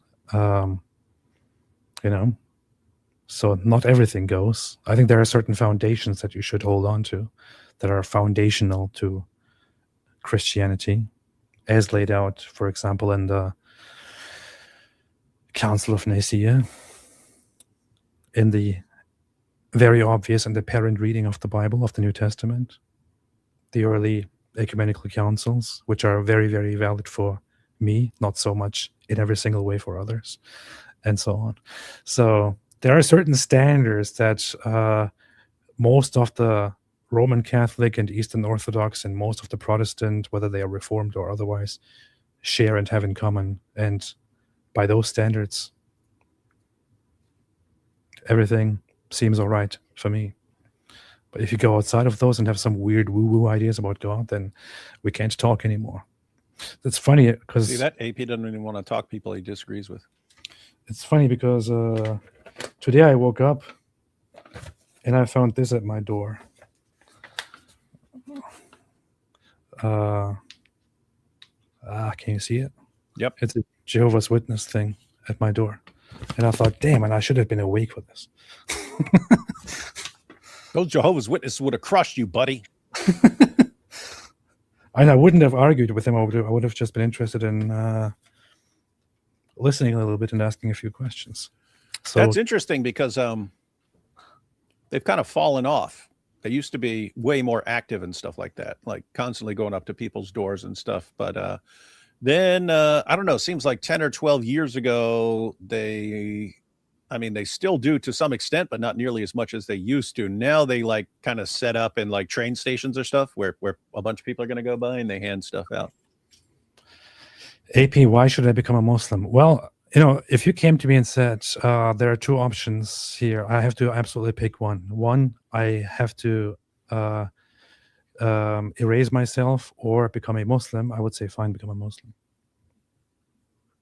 At least that's what I'm saying now in public, because that's what's currently acceptable. I might say something different in private. I'm just kidding. Okay. Negative says, David, what do you think about the veneration of science? Be careful, David, what you say now. I have to kick you out otherwise. Seems pretty weird, but unlike other people who find it weird, I can't rule it out. But seems weird, yeah. Nice. Yeah, it basically I don't see a biblical basis for it. So you need kind of like church authority to say you need to do this. But anyway, yeah. So I became a Christian in a jail cell with a Bible, and never crossed my mind to do that. With that said, if I were to join a certain church that says this is what you're supposed to do, and I guess I would have to, or I'd protest and nail some 99 or 95 theses or whatever to the doors. So Ash says there is biblical basis for it, David. I would kind of argue that you could argue that there's biblical basis for it, but you would have to kind of read and interpret certain things. So this is the funny thing. I will not argue what the Bible does and does not say with David here. But from my understandings and my reading so far, there are certain things that are very that are done in Orthodoxy where I kind of see where Protestants come from and see and think, you can't really find this in the Bible. You can, however, find it in the first centuries of Christianity very prominently, but you can't necessarily find it in the first century of Christianity and all that. And when it comes to the whole, the veneration of saints, for example, I would kind of when it simply comes to the Bible itself and its readings, lean more toward the Protestant perspective, in all honesty, while still holding to the Orthodox perspective. So, I've seen what people how they justify and how they say that there's biblical basis for it, but it seems to be more of a reading into what the text says than reading exactly what the text says. So that's my 2 cents. I will have the same thing, and I'm just putting this out there because I'm happy to be corrected or challenged on this by Orthodox and Catholics. I personally really like the whole, Marian devotion or the veneration of Mary and all that. I really like it. In fact, it was one of the first things that I really liked and began, participating in when I was having my explorations of Christianity, and I really like it. However, when it comes to finding it in the Bible, I find very little basis for it. In fact, correct me if I'm wrong, but Paul never even mentions Mary, right? Or mentions her implicitly or once or something. But I think he never even mentions her. It's not part of the narrative at all in the New Testament. And you find significant parts in the gospel, and 2 of those are very, very significant, such as that she actually does intercede when Jesus says, "My time has not come yet," and she actually makes him do his first miracle, you could argue. And that it says, and she says, "Generations will bless me," and all that. However, Paul himself never talks about her, right? Right?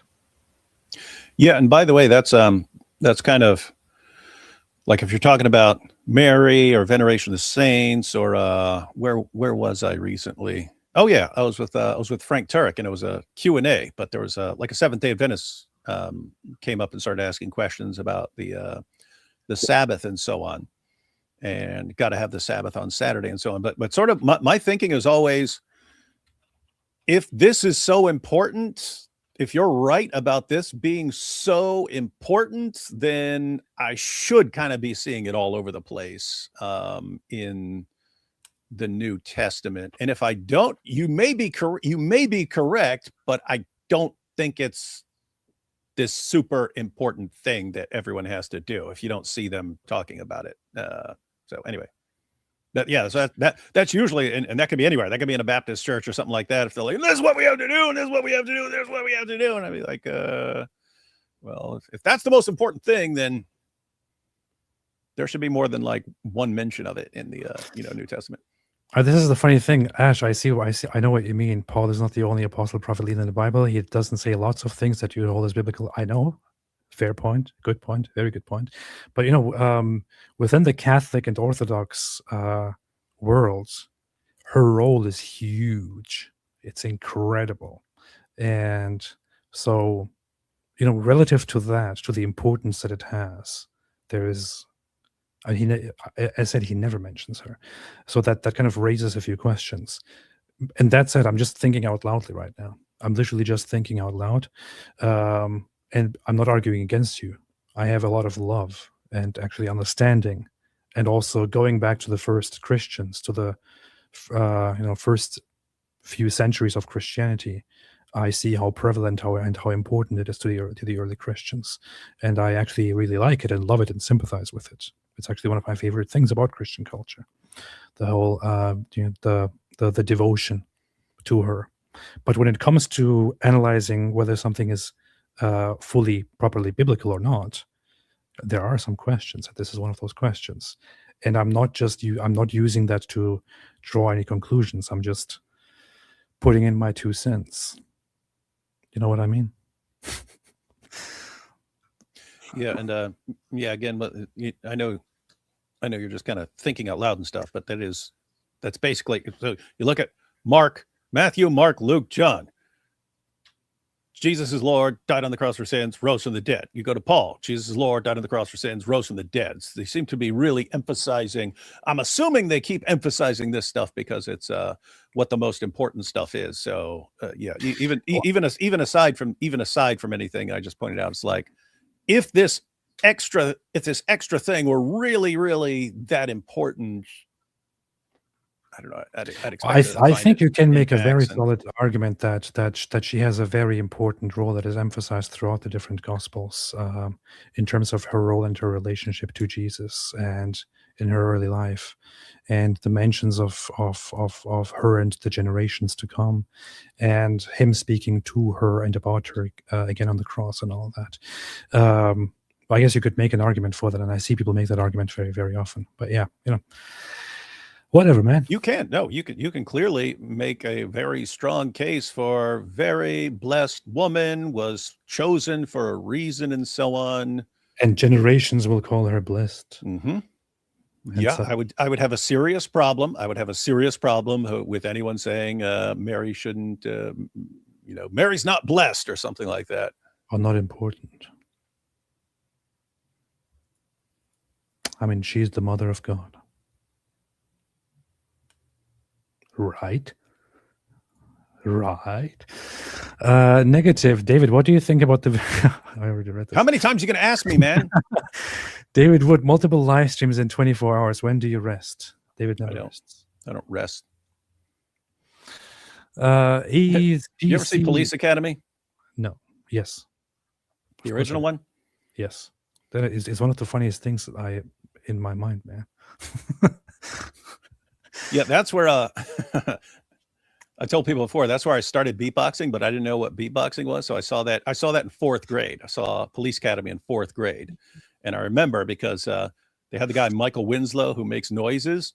And the first time you see him, he's in the police station and he's just sitting there on a bench and he's going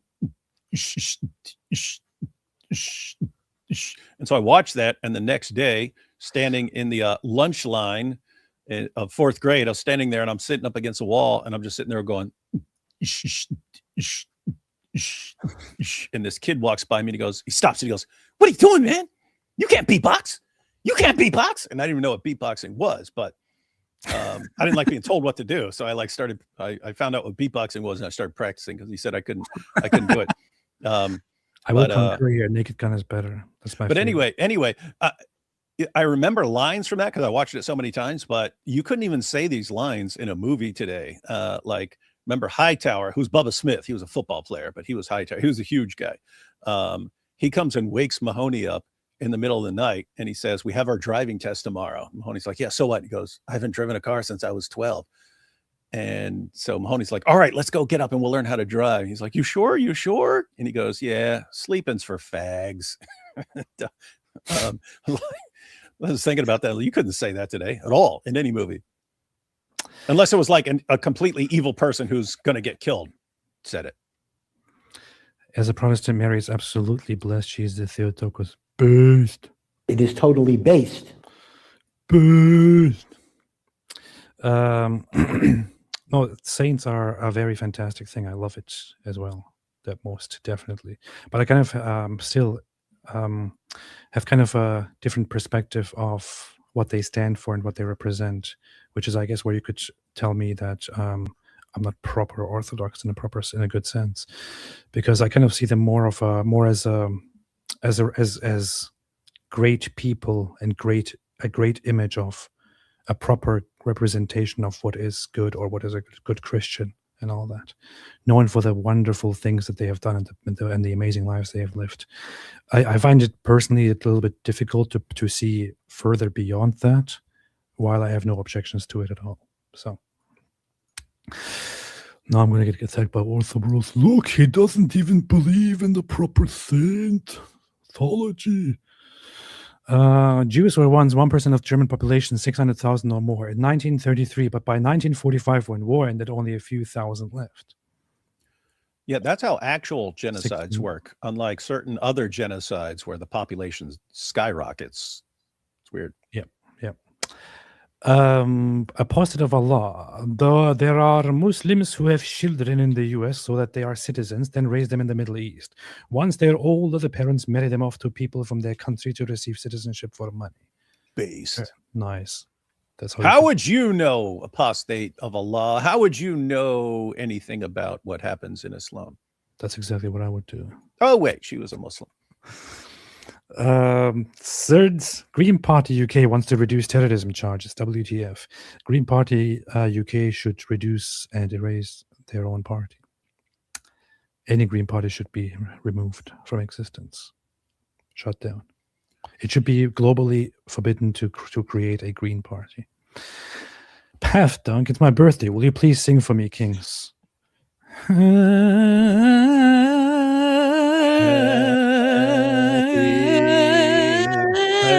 Birthday to you. Happy birthday to you. Happy birthday, Paft Dunk 99. Happy PP birthday to you. You know, Paft Dunk 99, I'm sure me singing that was the most exciting moment of your life. But there's still more to come. Fox Big Cloud. Part of it is also the green and red alliance that typically ends poorly for the red. Yep. Yes, That's what happened in Iran. Because the red is kind of retarded and the green is generally evil. And the red is evil and retarded, and the green is generally evil. Just this is the funny thing. If you're evil and retarded, you're probably going to lose. Yeah, when I was talking about GK Chechen earlier on and like patriotism and so on, that's how you can spot different. See, you will have people who recognize a problem and they want to fix it to make a nation better, right? That's a good kind of patriotism, right?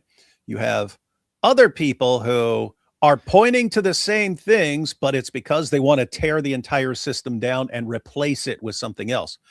Generally, the forces that want to tear everything down to replace it with something else, they'll gladly work together. They see everyone who wants to tear it down as an ally and tearing it down, and each group thinks that once it's all torn down, their group is going to win. And they don't realize a bunch of dork commie losers are going to get crushed by jihadis. Based. For some reason, my dog thought this is where he can just jump on me and participate. Hu Jintao, the welfare data. Your dog's an idiot. If I walked in there right now, he'd start barking at me like he doesn't know me, even though he's seen me repeatedly. I think he has memory issues. He only does that to men for some reason. I think he only does that to you, actually.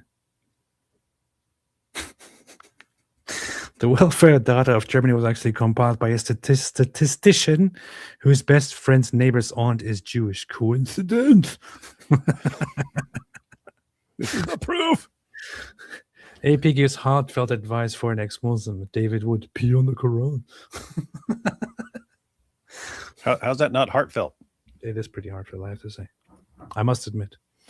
Hi, AP. Discovered your videos when I was 14. You helped me wake up. Do you read personal DMs on X? I need advice. That's very nice. I didn't know I helped you wake up. I need help myself waking up because my alarms don't work very well. Maybe I should try that too. I should play my own videos as alarms. That could help. No, I appreciate that. Thank you. I'm very, very happy to hear that. Do I read personal DMs on X? You know, I used to. Then something happened, and like the request boxes got filled with spam, and then they introduced a function to filter that, supposedly. But then the requests function got hidden more and more, and so I haven't read them in a long time, actually. But you know what? Now that you tell me, now that you remind me, maybe I should go back and do that. I should go back and read some DMs. Young Koos the Great says, God says to love everyone, even Temu Mike Winger. AP is awesome. Thank you. Appreciate that. I know, yeah. But it's like, this is why we even should love David.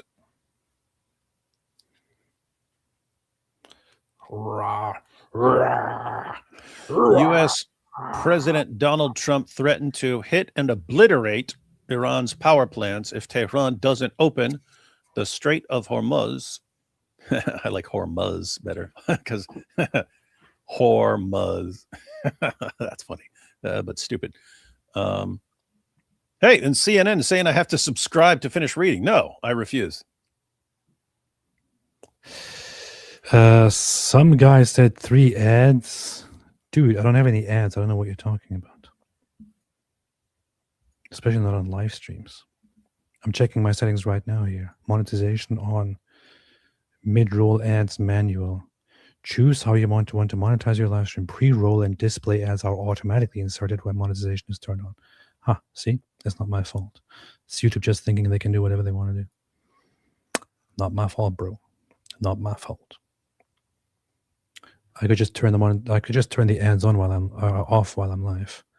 And in all honesty, it doesn't make much of a difference anyway for live streams. So you know what? Just for you, I turn it off. How about that? Actually, I don't know if Super Chats will work then. God says, Jack Ray, what's the difference between the Strait of Hormuz and Muhammad? Only one of them is straight. This is true. I saw that and I thought about stealing that and pretending I came up with it. That's true. Yeah, Varun, Muslims are the most confident before getting unalived. That's pretty messed up, to say. Charlie, question for Daily Wire. While you were studying the Islamic dilemma at the feet of Mike Winger, how did he like his coffee? Mike Winger wouldn't know the Islamic dilemma if it smacked him at a Star Trek convention with Spock ears on.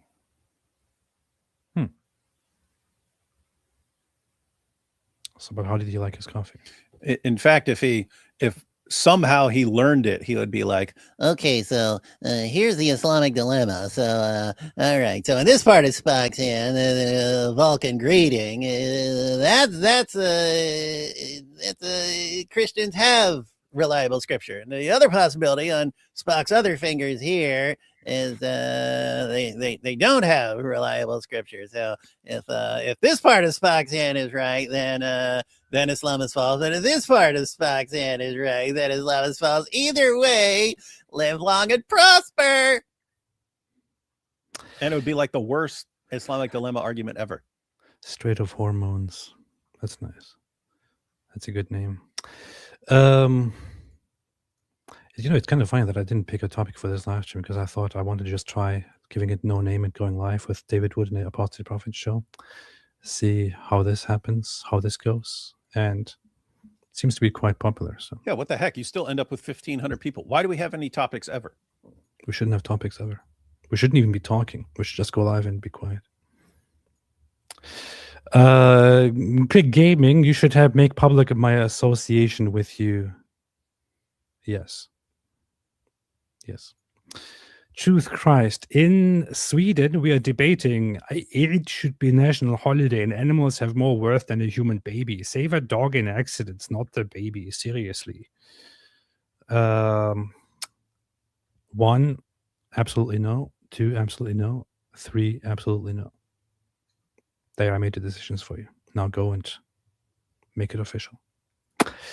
Deus Volt, do you guys think there's going to be a regime change in Iran? Yes.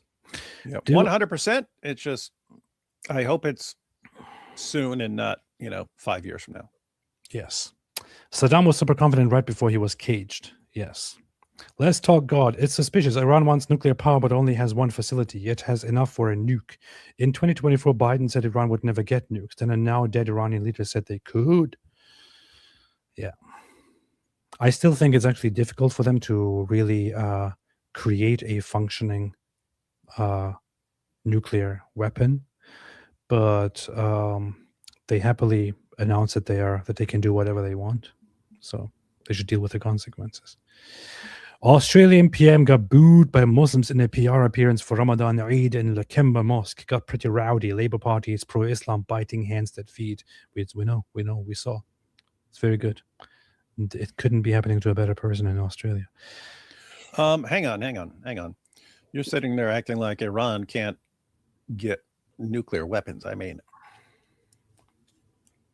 Pakistan, which is like 25 points on average lower IQ than Iran, got nuclear weapons. They had some help as far as schematics and stuff from China, but they did the uranium enrichment and all that stuff, and they have nuclear weapons.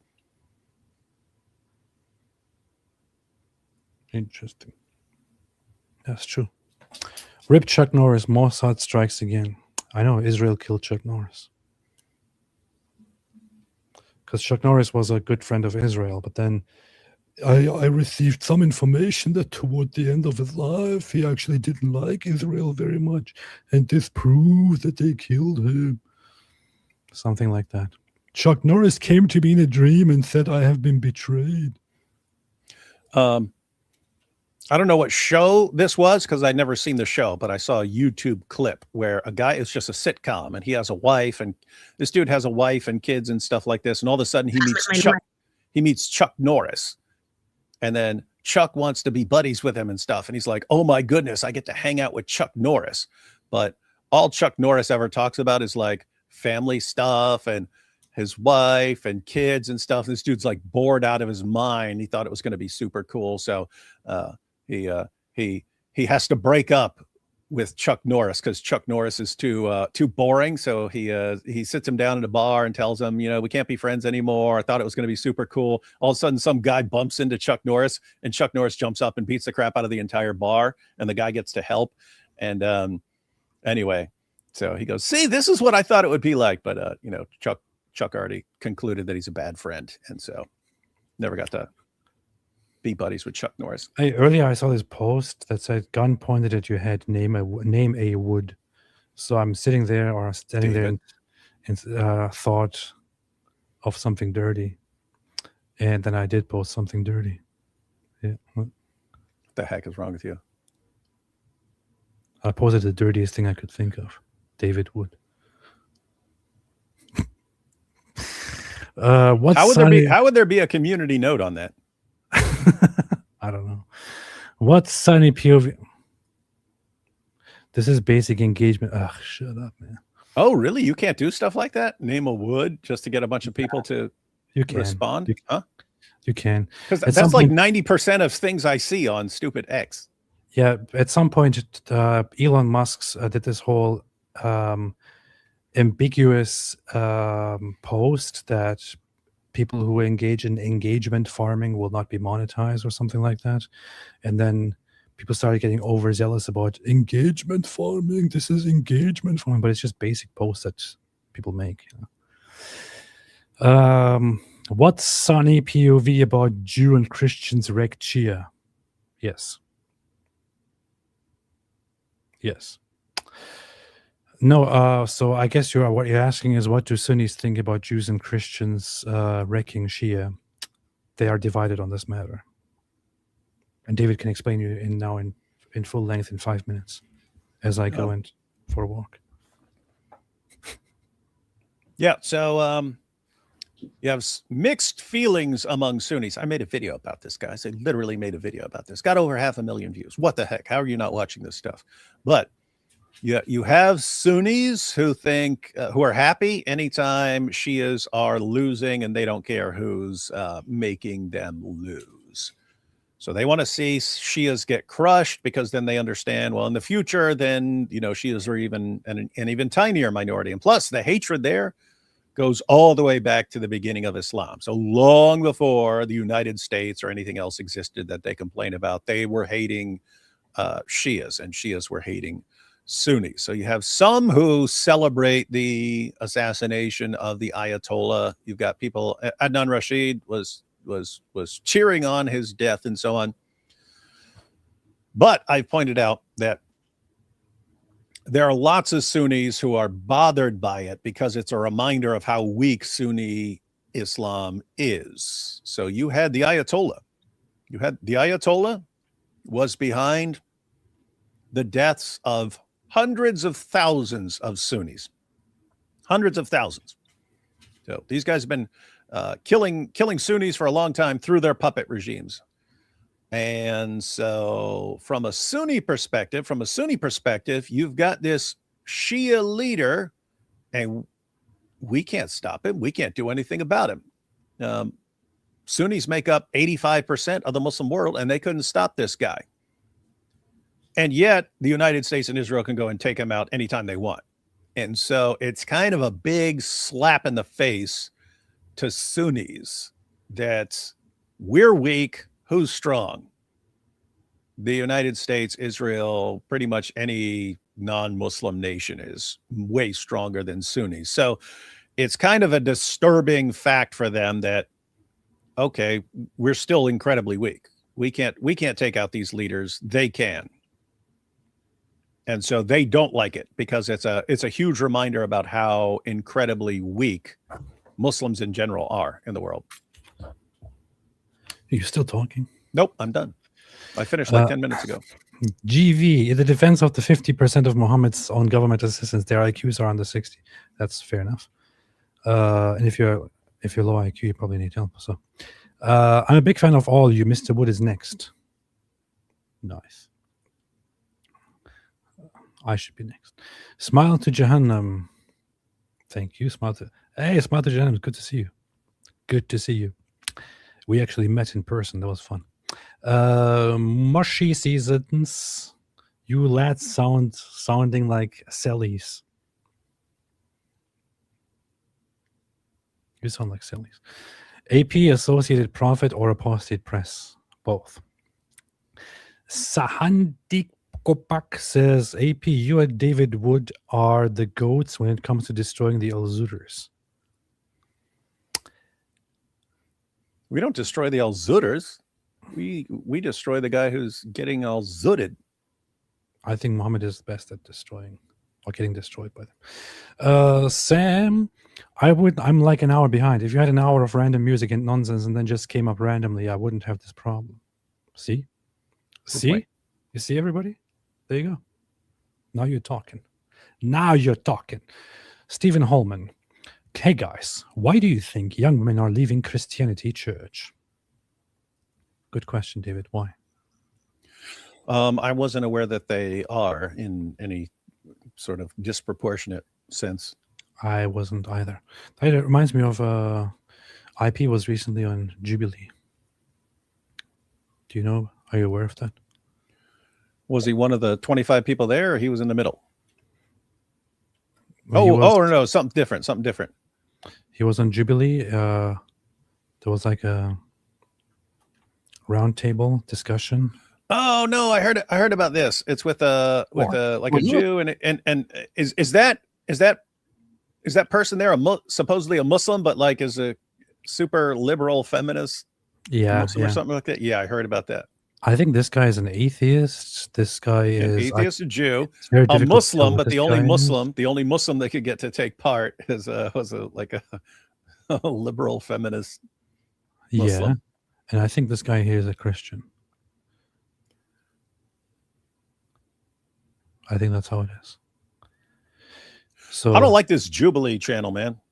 I know I hate it. I can't stand it. I'm not even. It's disgusting. I watch many of their videos. They're kind of entertaining. No, not that. It's if you even play 10 seconds of this, they copyright you. It's like a bunch of scumbags, man. Is that any relationship needs to be for the betterment of the American people.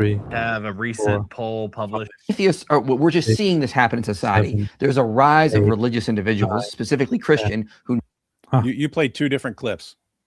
You said 10 seconds. Yeah. But you didn't play a consistent 10 seconds. You said 10 seconds. Okay.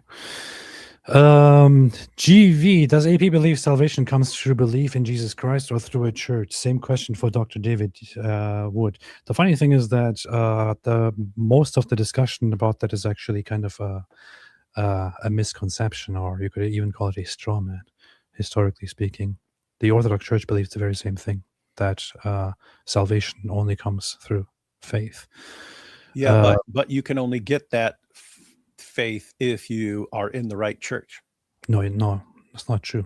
Nope. Yeah, the church. You have to be in the such and such Orthodox Church of blah blah blah and follow the counsel of such and such, or you shall be damned. Thus saith the great patriarch Rippleton Hallbanks the Fourth.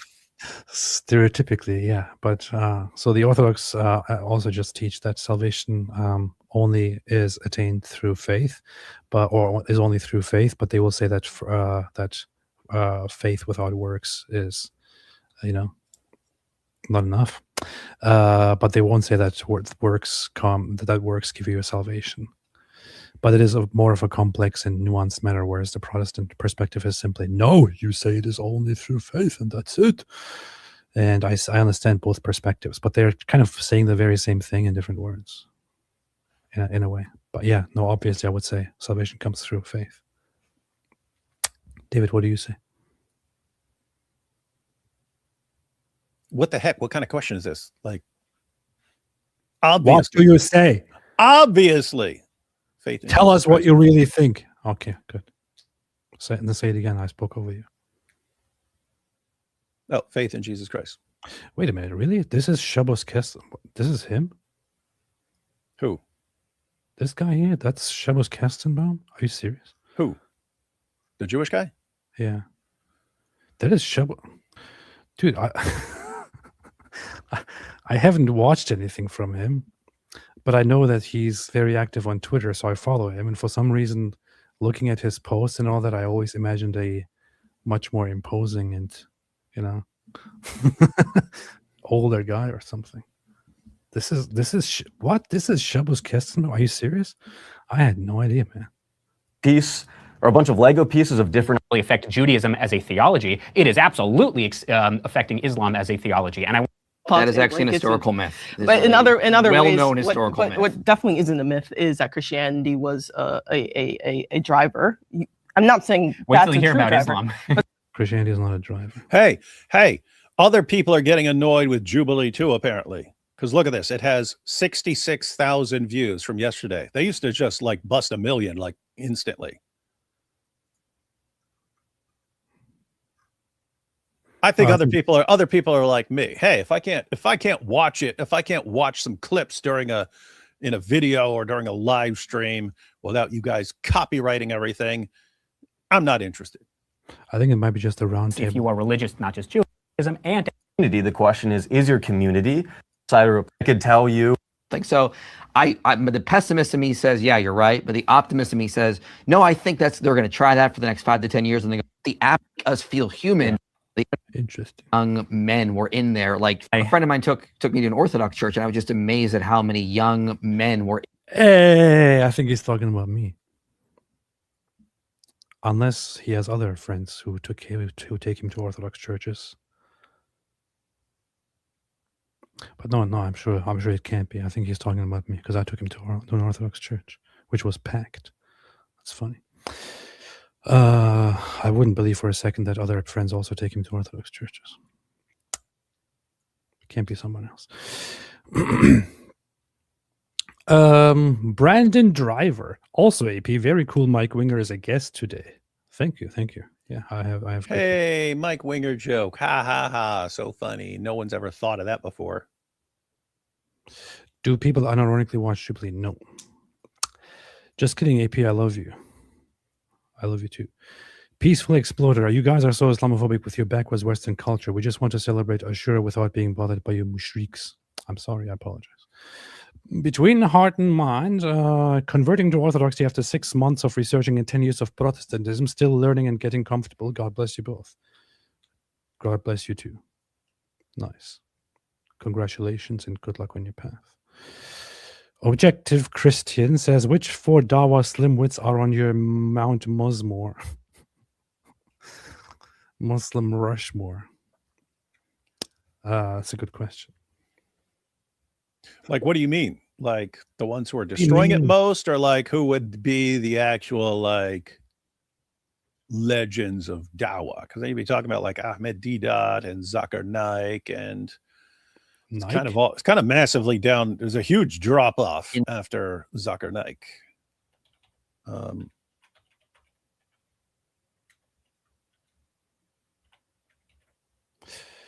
Gillian Michaels debate. What debate are you talking about, man? Oh yeah, that was on the Jubilee page. They debated body positivity. There's nothing I could care about less. But hey, I appreciate if you do care about it.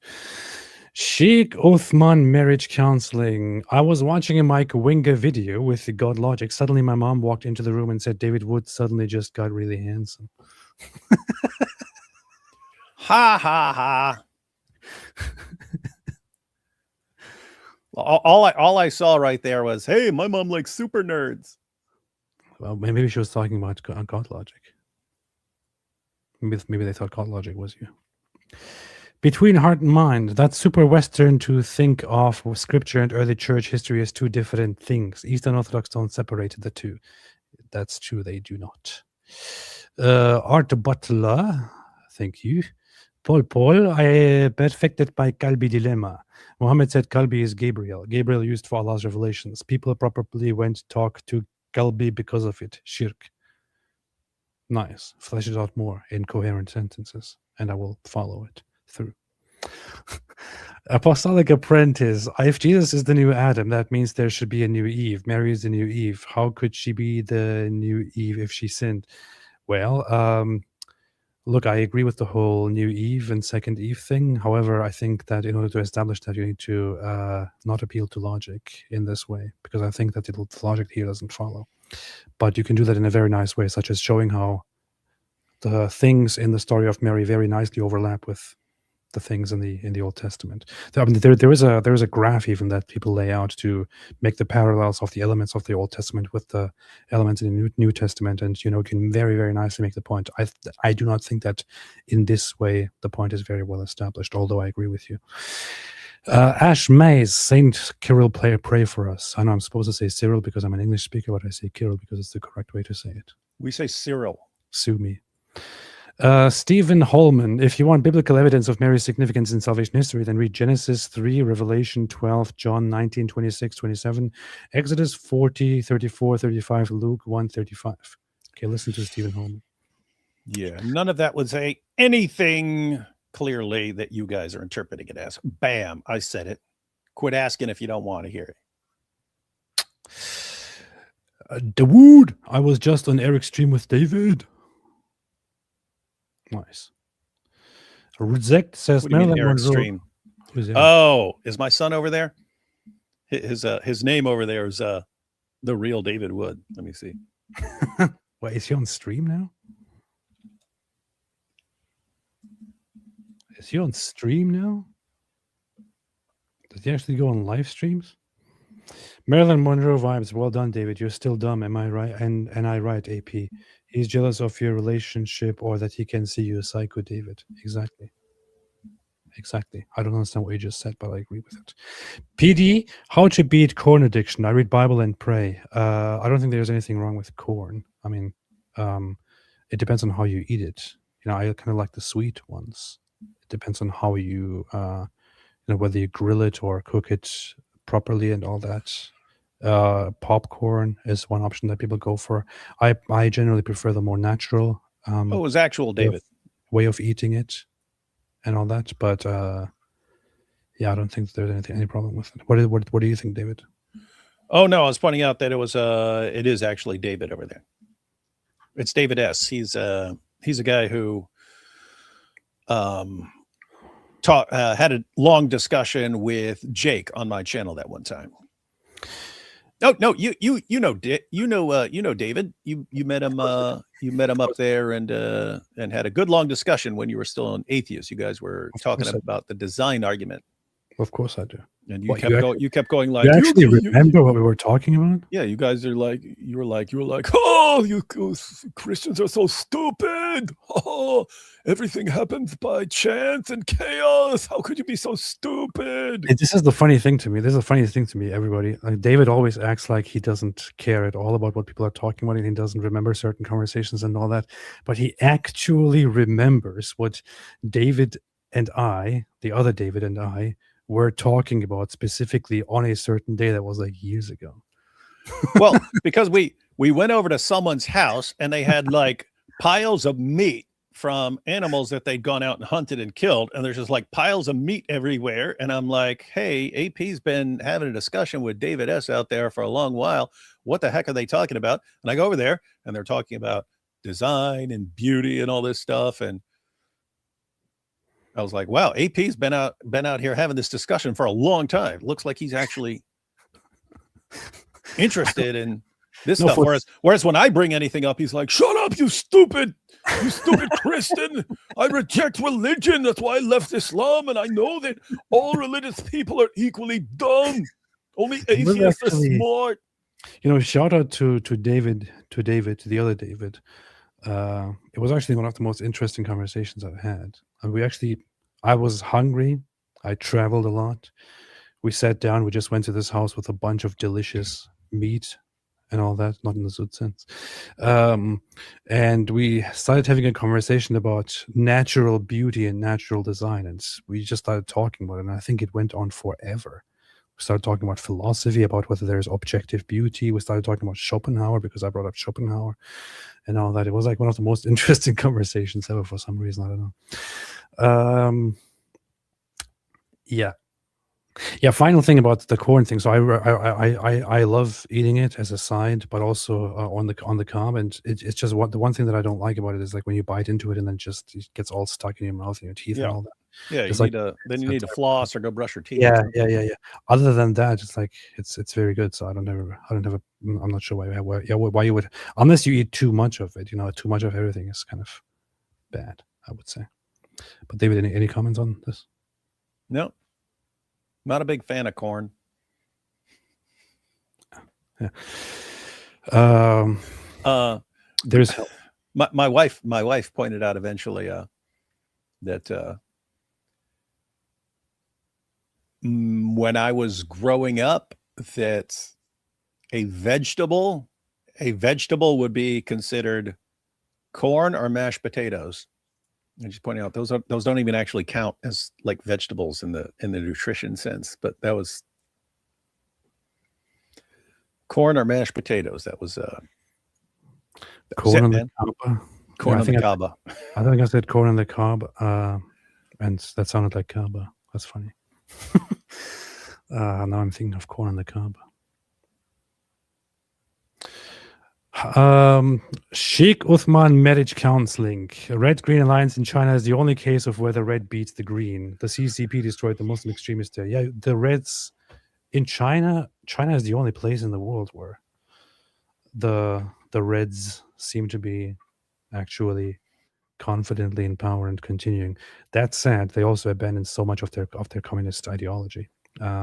Adopted so much capitalism. And it is still called the Communist Party, but it is a half communist party where they had to make lots of compromises to get it going.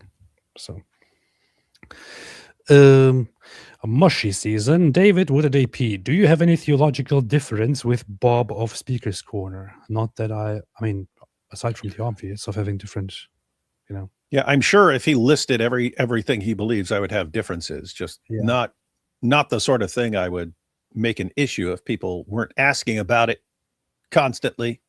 I don't really bother with it at all. So not that I know of, aside from the obvious different, whatever. John Doe, I asked regarding DMs because I'm in a nightmare situation, right? It's serious. Transnational repression, death threats, doxed, risk if coming back. There would be better sources, places that might help you with that kind of stuff. There are organizations that specifically help you with that kind of stuff. Organizations that don't answer to the government or anything like that. I would rather suggest seeking such organizations if you truly seek help. There's very little that I can personally do. If you want my opinion on certain things, or some advice on certain issues that are less serious than this, I would be happy to help. But when it comes to stuff like this, there are better sources that you could appeal to for help, I must say, in all honesty. So, to be helpful. Christian Theologetics. Hey, David, how would you respond to a skeptic who argues that Greg Koukl's tactics are about tricking people into converting to Christianity, regardless of or not it's actually true? I would say, where are you seeing any trick at all in tactics? Yeah. And usually he points out his goal is usually not to convert people. Like that's like he's trying to get people to think about some potential problems in their own positions and to rethink their objections. He says his goal is to like put a pebble in their shoe. Pebble in your shoe. It's just something is like ever had a pebble in your shoe? You're walking, it's like it's kind of annoying. He wants to make you start thinking about some things in a kind of a gosh, like you can't get it out of your head. But yeah, where's the trick? Where's the trick? I mean, he'll ask people questions like, what do you believe about this? And so on. And then he'll say things like, how did you come to that conclusion, to make them think about how they got that idea and whether there's actually a foundation for that. And so, yeah, you'd have to show where the trick lies, because I'm not aware of any tricks at all. U.S. furiously seeks to avert potential months-long closure of Strait of Hormuz. And just seeing the updates here is kind of funny. I saw Netanyahu present his solution. He said, in order to prevent that, you should build a pipeline. You should build a pipeline across the Middle East from the places that are producing it to the places that want it, and therefore no one can ever just shut down the water route. The solution is very simple. Build a pipeline. Build a pipeline. Build a pipeline. Not in the Zoot sense, but that's what he said. Yeah, this is funny. We recently talked about what's her name? Carrie Prejean Bowler, the former actress and actress. Nudist. She was an actress. No, sorry, model, nudist, and amateur pornographer, and recent neo-Nazi who just got kicked out of the Religious Liberty Commission for her behavior after she started acting really in a really slimy way. Bishop Robert Barron, actually, as a Catholic bishop, finally responded to her. She kept making this whole, it's actually kind of funny to read what's happening here. I didn't read her comment. Your Excellency, you shared with me through text message to me that my position reflects Catholic teaching, especially that the modern state of Israel is not the fulfillment of biblical prophecy. This is so funny. I am very, very sure that the Catholic Church and the bishop would actually say that. Yeah, sure. Fantastic. They did. Someone, I don't know. I read a response from a Catholic leader the other day, and it's like, she wasn't kicked out for her Catholic position. Yeah. She was kicked out for being a freaking annoying jerk who annoys the crap out of everyone and whines about everything and attacks everybody when it's not called for. And then it mentions, now we agree on this point that the modern state of Israel is not the fulfillment of the biblical prophecy. That is the position I expressed, and yet I was removed from the Religious Liberty Commission. Anybody who has actually seen what she did on the commission And what she repeatedly said thereafter, knows for a fact that this is a complete lie. And she knows also that this is a complete lie. What she did was she started in a very hostile way arguing against Jews on a religious liberty commission, making all kinds of accusations that really need to be revisited. It would be very useful to actually look at the footage of how the conversation that she had on the commission actually went. This is not what she did there. Then she went on social media and started doing this whole thing, the goyim. It's because and I'm all a that. Catholic and the Jews control goyim. everything you see. And anyway, who was it who responded? Because one of the Catholic leaders said, "I have the exact same position on Israel, and I'm still on the commission." So they didn't kick you off for that. It must be something else, lady. Look, here he is, Bishop Robert That Barron. dude. He is actually on the commission himself. Over the past several weeks, Carrie Prejean Bowler has complained that she was removed from the Presidential Commission on Religious Liberty because of her Catholic beliefs, and she has called out myself and other Catholic members of the commission for not defending her. This is absurd. Mrs. Prejean Bowler was not dismissed for her religious convictions, but rather for her behavior at a gathering of the commission last month. Browbeating witnesses, aggressively asserting her point of view, hijacking the meeting for her own political purposes. The Catholic position on matters of Zionism, to which I fully subscribe, is as follows. All forms of anti-Semitism are to be unequivocally condemned. The state of Israel has a right to exist. But the modern nation of Israel does not represent the fulfillment of biblical prophecies, and hence does not stand beyond criticism. If Mrs. Prejean Bowler were dismissed for holding these beliefs, it is difficult to understand why I am still a member of the commission. To paint herself as a victim of anti-Catholic prejudice or to claim that her religious liberty has been denied is simply preposterous. Yep. And look at those claims here. So he said, the Catholic position on matters of Zionism is this. All forms of anti-Semitism are to be unequivocally condemned. Agree. The state of Israel has a right to exist. Agree. The modern nation of Israel does not represent the fulfillment of biblical prophecies. There, I don't know. I think you can make a case either way, so I could not put my stamp of approval on that. And hence does not stand beyond criticism. Agreed. Israel, and even if Israel is a fulfillment of biblical prophecies about end times, it would not stand beyond criticism, right? Israel didn't stand beyond criticism before it was wrecked by the Romans. You know what I mean? It would be pretty regularly criticized by God through his prophets. So I also agree with all of this, except I have a little bit of nuance when it comes to this here. The modern nation of Israel does not represent the fulfillment of biblical prophecies. I have some nuance there. For the rest, I mean, and I know that this is the Catholic position. She was clearly not kicked out of the commission because she holds these beliefs, and she's lying when she acts as if she was kicked out for that. Yeah, and guys, for whatever position you're on the biblical prophecy thing, it's not me saying who's anyone's right or wrong. It's me. I haven't studied it really. And if you're saying, but there are prophecies about Israel, in my mind, I'm like, well, that could be for 5,000 years in the future for all I know. So I don't understand these things, and therefore I don't take a position on them. Yeah. And she is a liar. She lied.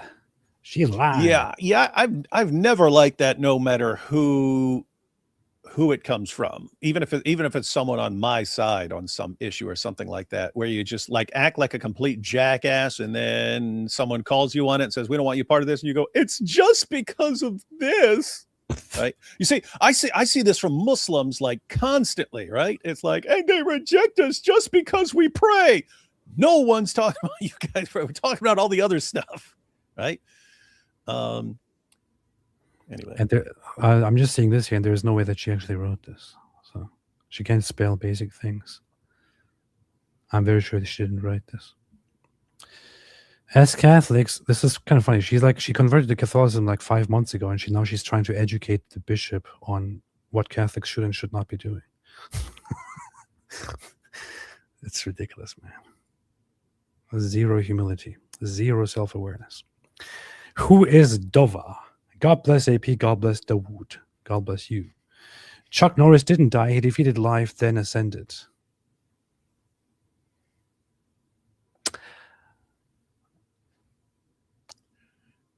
Even when it's a joke. It's some things can sometimes sound a little bit too off limits. So Kit Kat, unpopular opinion. The term Islamophobia was created to prevent people from criticizing Islam.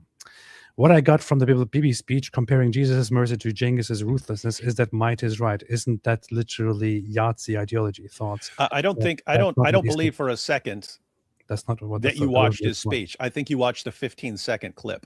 That wasn't his point. X. That's not his point at all. And what's amazing, here's what, gosh, I still want to make a video about this, but I'm like, is it too late to make a video, or can I make a video tomorrow and it would still be relevant? Make a video. It's okay. Because guys, let me break it down for you. So his speech, the main focus is why they decided to attack Iran instead of just waiting. People are going, oh, but they don't have the nuclear weapon and they're not an imminent threat. And he's saying you don't wait until they get the nuclear weapon to do something. They have a long track record of showing you where they stand and what their intentions are. And with all the death to America, death to Israel, they've made it as clear as possible for many, many years. You don't wait until they're capable of nuking people. You don't wait. You destroy that stuff ahead of time.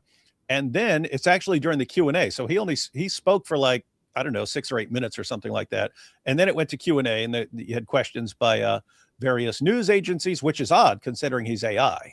So if you want to have a conspiracy, you have to say they were in on it. Like all these reporters and stuff are in on it, like NBC and all these guys. Anyway, so he's asked about things, and to give an example of not waiting to confront evil, or not thinking, well, they're evil and we're good, so we don't have anything to worry about.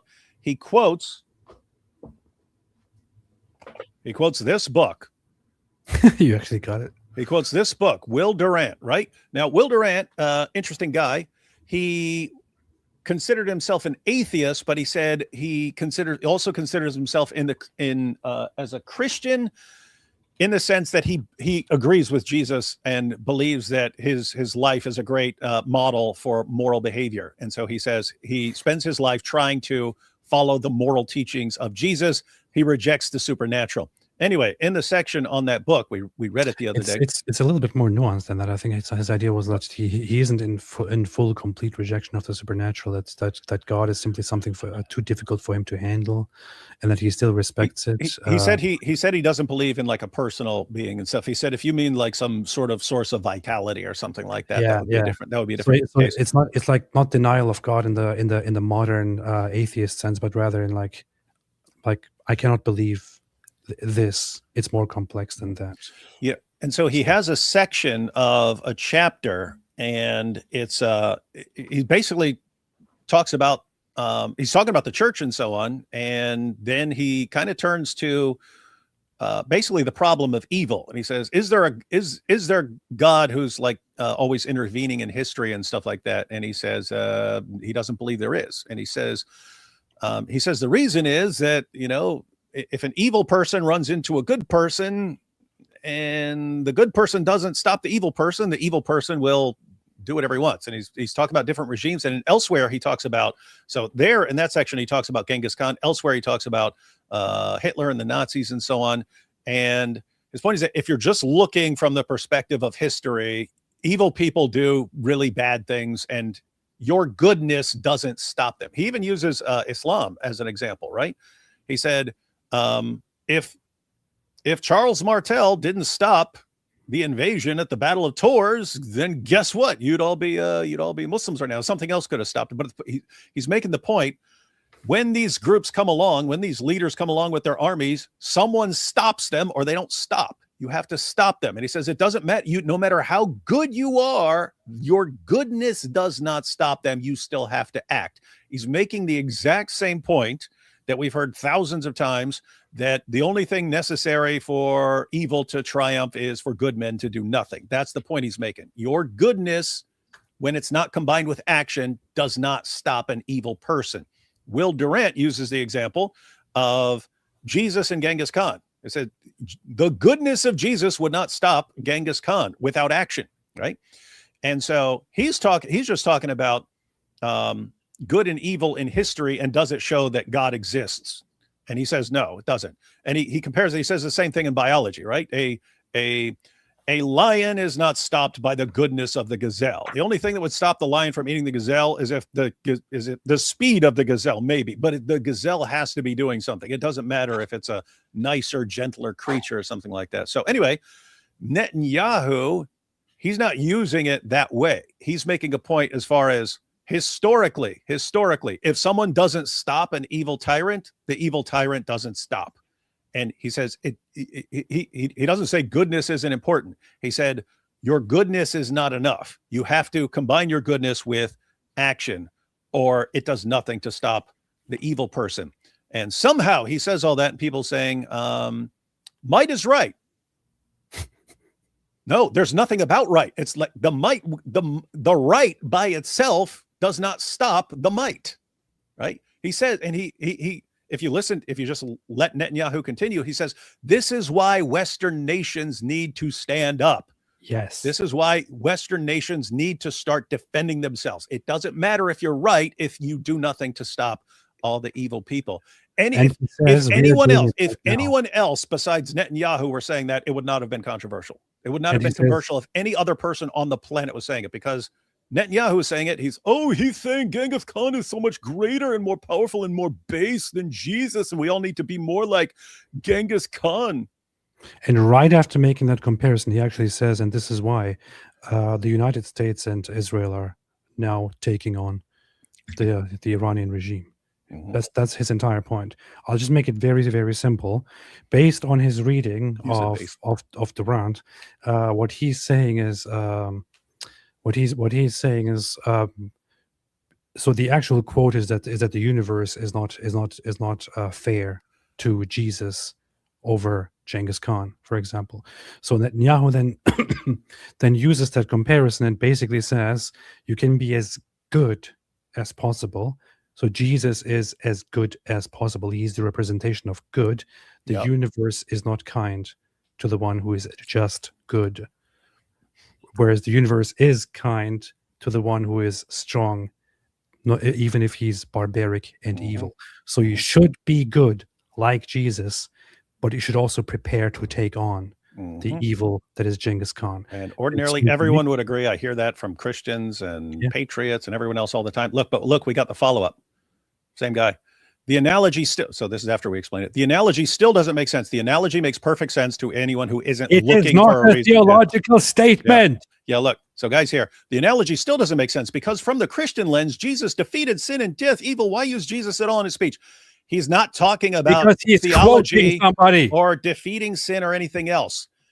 He's talking about leaders who come to slaughter your people. That's what he's talking about. And you could be as good as Jesus if Genghis Khan is coming to subjugate you and no one stands against him, and your entire population is composed entirely of the best people in the world. Being the best people in the world would not stop that tyrant. You have to actually make him stop. That's it. Completely non-controversial. Anyone in the world would agree if it weren't Netanyahu. And so, no, everyone is saying that Christianity is false and that Jesus would be crushed by Genghis Khan because Jesus is so weak and not base. Dude, it's impossible to take certain people seriously when after this. And it's a lot of people. It's a lot of people on X. Here we go. So let me just lay it out like this. I hope this helps. Genghis Khan. Okay, I put GK. This is just Genghis Khan. All right. I hope this helps you understand things. So Netanyahu points out, and he only uses Jesus and Genghis Khan because he's quoting Will Durant. Will Durant used Jesus and Genghis Khan as example. Jesus was ultimately good, right? Good. Whereas Genghis Khan was evil. Netanyahu says you can be as good as Jesus. right? What he means thereby is that Jesus is the ultimate good. He says, if you are as good as Jesus, or even if you are as good as Jesus, the universe will not be kind to you and will actually discriminate against you if you're only as good as Jesus. Genghis Khan, on the other hand, even if he's evil, is strong and will come to attack and kill people who are like Jesus. So what Netanyahu is saying here is, let me expand here, Netanyahu. You should have just drew a net and then a yoo-hoo like Kanye did. Netanyahu here says, be like Jesus,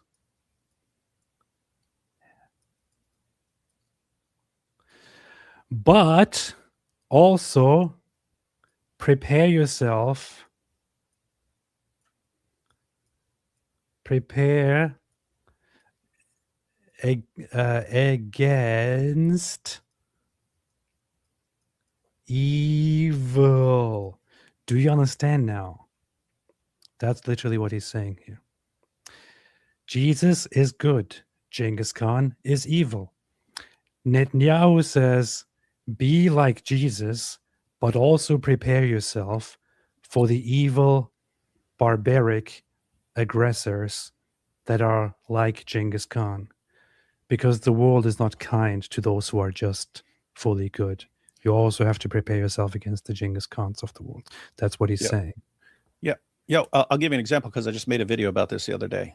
There was a terrorist who showed up at the school I went to, Old Dominion University. That's where I went to school with Nabil and my wife. Terrorists showed up, went in, shot a professor, and the students there who were ROTC charged the guy and beat and stomped and stabbed him to death. One of them had a knife, and they held him down and beat and stomped and stabbed him and stuff like that before he could kill anyone else. Okay, suppose they had agreed with you guys apparently that you don't need to stand against them. All that matters is how good you are. Okay, then they would have been sitting around going, "Wow, we don't need to stand against this guy because we're good." Okay, they would all be killed, right? If a terrorist jumps on a bus filled with little kids, innocent little kids, is their innocence going to stop the evil guy, the evil terrorist from blowing them up? Or does someone need to actually stop the terror? It's such a simple point, and it's like what's disturbing is this is the direction everything's heading, right? It's you cannot even say something very, very simple that normally everyone agrees with without everyone flipping out, and then you literally cannot explain it to them after that. They'll never agree with you. I'm saying because I've been discussing that all day with people on X, and I can sit there and lay out what Will Durant said. I can give them the full context of what Netanyahu is saying, and their minds are made up. Their minds are made up the instant they get their marching orders. This is how you go after this guy. And what's amazing is there are tons of people in Israel who don't like Netanyahu. He may be a total dirtbag for all I know. I don't know, right? But it's like, at least represent someone accurately and attack him based on things he actually says. But it's to the point where, no, he's so bad that we can completely misrepresent everything he said, and doesn't matter what he said, it's bad. And it's like, I mean, I'm sitting there listening to it going, he just used Jesus as the supreme example of a moral person. Man, he's not even a Christian, but cool. You have the leader of the Jewish state speaking and using Jesus as the example of ultimate good, and you are complaining about something. What's wrong with you, man? Point is, if you want to complain about something else that he said or did, not that. Yeah. All he said was, you have to stand against evil people, or they continue doing evil things. Very, very simple point. Yeah. It is very, very funny. I know, Apostate Prophet, being like Jesus doesn't negate being prepared to fight evil. Fighting evil is being like Jesus. Yes, correct. However, when you take the historical, I mean, it's not even just the historical aspect, right? It's part of the faith. Jesus comes to give himself, to sacrifice himself, to become the lowest, to be killed by the evils of the world to fulfill and to make the point. And the world obviously wasn't kind to Jesus, right? We can all acknowledge that. We can all acknowledge that under the circumstances that Jesus was, the world wasn't kind to him. And he specifically caused that to be. He wanted that to be, right? Look at this. He wanted that to be. Look at And you church can be like him. However, in a collective societal sense, it is not entirely functional to be exactly the way Jesus was in terms of giving yourself up and getting killed, although some people would believe so. And it's not a theological point. It is a purely societal, political, philosophical point. Look at this. He said Jesus was weak. Where did he say that? Where did he say? He said, goodness is not enough to stop an evil person who's coming to kill and slaughter people. How? He used Jesus. He didn't use Jesus as an example of a weak person. He used Jesus as an example of a supremely moral person. And he said, you could be a supremely moral person if you do not act to stop the evil person. Then the evil person continues doing evil. Guess what? Guess what? That's completely true, guys. If Jesus was the only one in the room and a terrorist came to slaughter a bunch of people and Jesus didn't stop, what would happen? Either naturally or supernaturally, if he did nothing to stop it, what would happen? That's not the point he was making. He's saying you could be as good as imaginable. If you do not act, it doesn't stop the evil. It doesn't do it. Guess what? That's true. That's completely true. When Jesus is telling people to give money to help the poor and feed people and so on, what's he saying? You have to act, right? You don't just sit around. You know, it's weird. In response to this, tons of Christians are becoming the atheist meme. I don't know. I'm sure you've seen it because I've seen it hundreds of times, but it's the meme and it says, atheists were inventing spaceships and Christians were just praying. And then atheists were doing this and Christians were just praying and atheists were just doing this. And when people say that, it's like, you guys are idiots. Whoever's making this meme is an idiot. Are you not familiar with all of history, right? Christians were building hospitals and building orphanages and so on and ending slavery. And they're doing all this stuff for all these centuries. And you said, nope, they were just sitting around praying. They most certainly were not sitting around praying. That's false. But then Netanyahu says something and Christians all of a sudden, nope, you don't have to do anything in the world. You just sit back and rest in your confidence that you're okay with God and you have nothing to do. That's so thoroughly unbiblical, right? I mean, the Bible says, Romans chapter 13 talks about God instituting government authorities to punish wrongdoers and so on. Well, why is he doing that? You don't have to stop the wrongdoers, right? You don't have to stop them. They just stop by magic, right? According to what I'm hearing from Christians, and that's why I'm finding this so amazing. I see Christians posting all the time. All that's necessary for the triumph of evil is for good men to do nothing. Suddenly Netanyahu says the exact same thing. And this is the most evil, blasphemous thing. He's attacking all Christians. And it's like, if somebody asked Netanyahu, who is the best person you can think of? And Netanyahu said, Jesus. People would be like, what? He just said that Jesus is like other people. He said that Jesus is just a man. He said Jesus is just a person. How dare he? People would just want to find out a stupid problem. It's so ridiculous. I can't believe we're talking about this forever. No, it's borderline like insane, man. And people still don't get it. What I got from the Bibi speech comparing Jesus' mercy to Genghis' ruthlessness is that might is right. Isn't that literal? No, it's not. Hang on. Look at this. Look at this. Would you get your dog to a Moo Mike Winger chew toy and name it David? Yes, I will do it today. What? Look. His quote only makes sense when you use a fictional Jesus. What are you talking about? Was Jesus good or not? Okay. Jesus is really, really good. We're agreeing on that, right? Very few people would reject that claim. Jesus is really, really good. Okay. If Jesus, being as good as he is, does absolutely nothing, he just sits there all day. Does that fix really, really bad things? That's the point. That's all he's saying. That's what starts off his comment. Being good isn't good enough. You have to act as well. Right. And I would consider that part of being good. And guess what? Jesus did go around acting a lot. He acted. He did things. He didn't sit around saying, well, I'm the divine son of God, so I'm really, really good. Therefore, there's nothing for me to do in this world. Didn't do it. Didn't do it. Here's a quote by Will Durant. Nature and history do not agree with our conceptions of good and bad. They define good as that which survives and bad as that which goes under, and the universe has no prejudice in favor of Christ as against Genghis Khan. Now, there is more to the quote, which further explains it.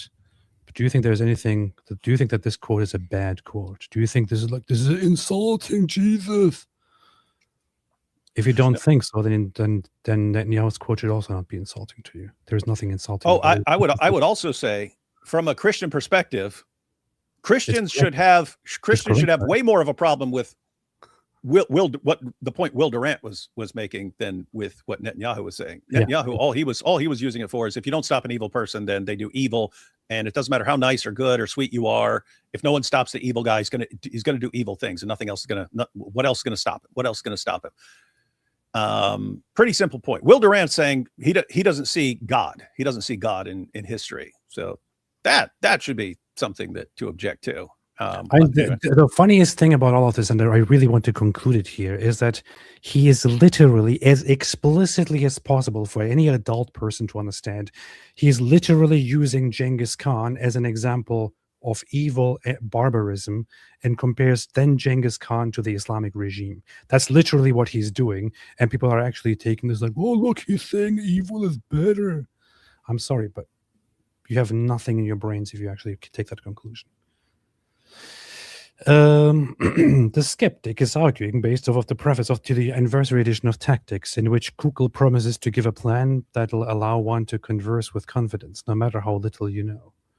Yeah, because he's not trying to overwhelm people with information. He's asking them about their position, asking them how they came to various conclusions, getting them to think through things and understand where their positions actually come from and whether there's good evidence for them.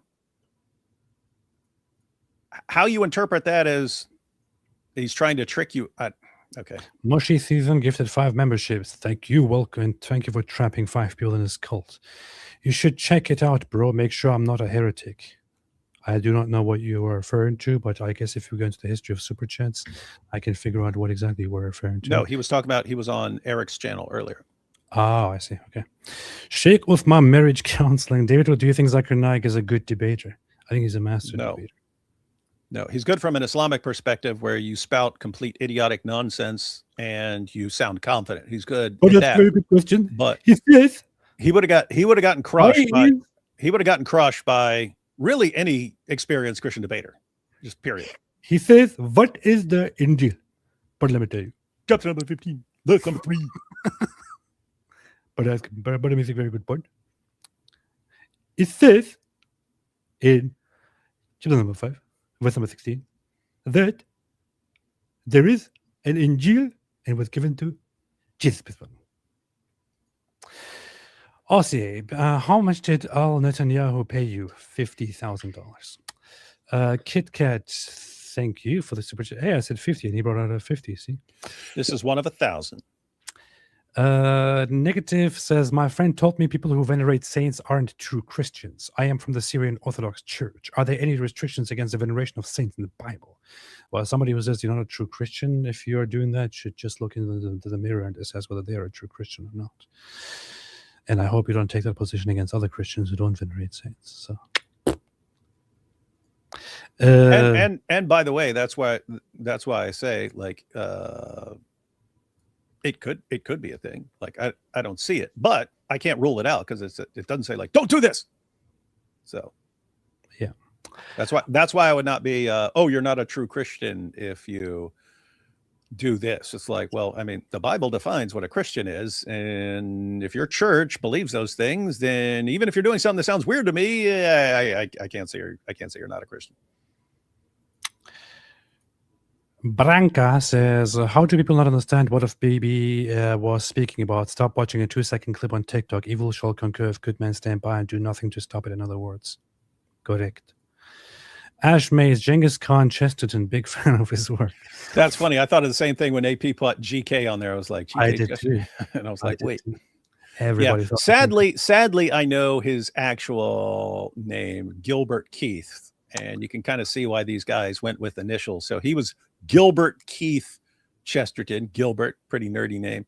And That's then not a C.S. cool Lewis, name. of course, is Clive Staples. Like, yeah, I'd go by CS too, buddy. I'd go by GK and CS too. I if had don't those even want to. I don't even silly want to names. know that, and that just reduces his value completely. Clive Staples Lewis. That completely removes all the all the magic, man. Hey, you know what's weird? So he's Clive Staples Lewis, and it's Gilbert Keith Chesterton. So Lewis and Gilbert, those were the two main nerds in Revenge of the Nerds. Coincidence? No. No. If Bibi believes Jesus is the ultimate good, does that mean he also believes that the Pharisees wrongfully accused Jesus of any wrongdoing? Good question. Jomo is sell your cloak and buy a sword. Good question. Ashme, good point. Ashme's BB updated army gear year after I got out. A-hole. Terrible person. All right. Anything else, David? No. We've said it all, man. We've said it all. We said it all. We've said it all. We have said it all. We have said it all. And we shall say it again. And again. And again. Okay, are we going live tomorrow? Darn right we are. Yeah, boy. That's what I'm talking about. All right. We'll be back tomorrow with David on David's channel. Unless something happens and we both die. So, thanks everybody for watching. Thanks for coming by. Thanks for stopping by. Thanks for listening and all that. And we shall see each other again tomorrow. Until then, as always, have a fantastic day. God bless y'all and God bless America. Stay away from Islam.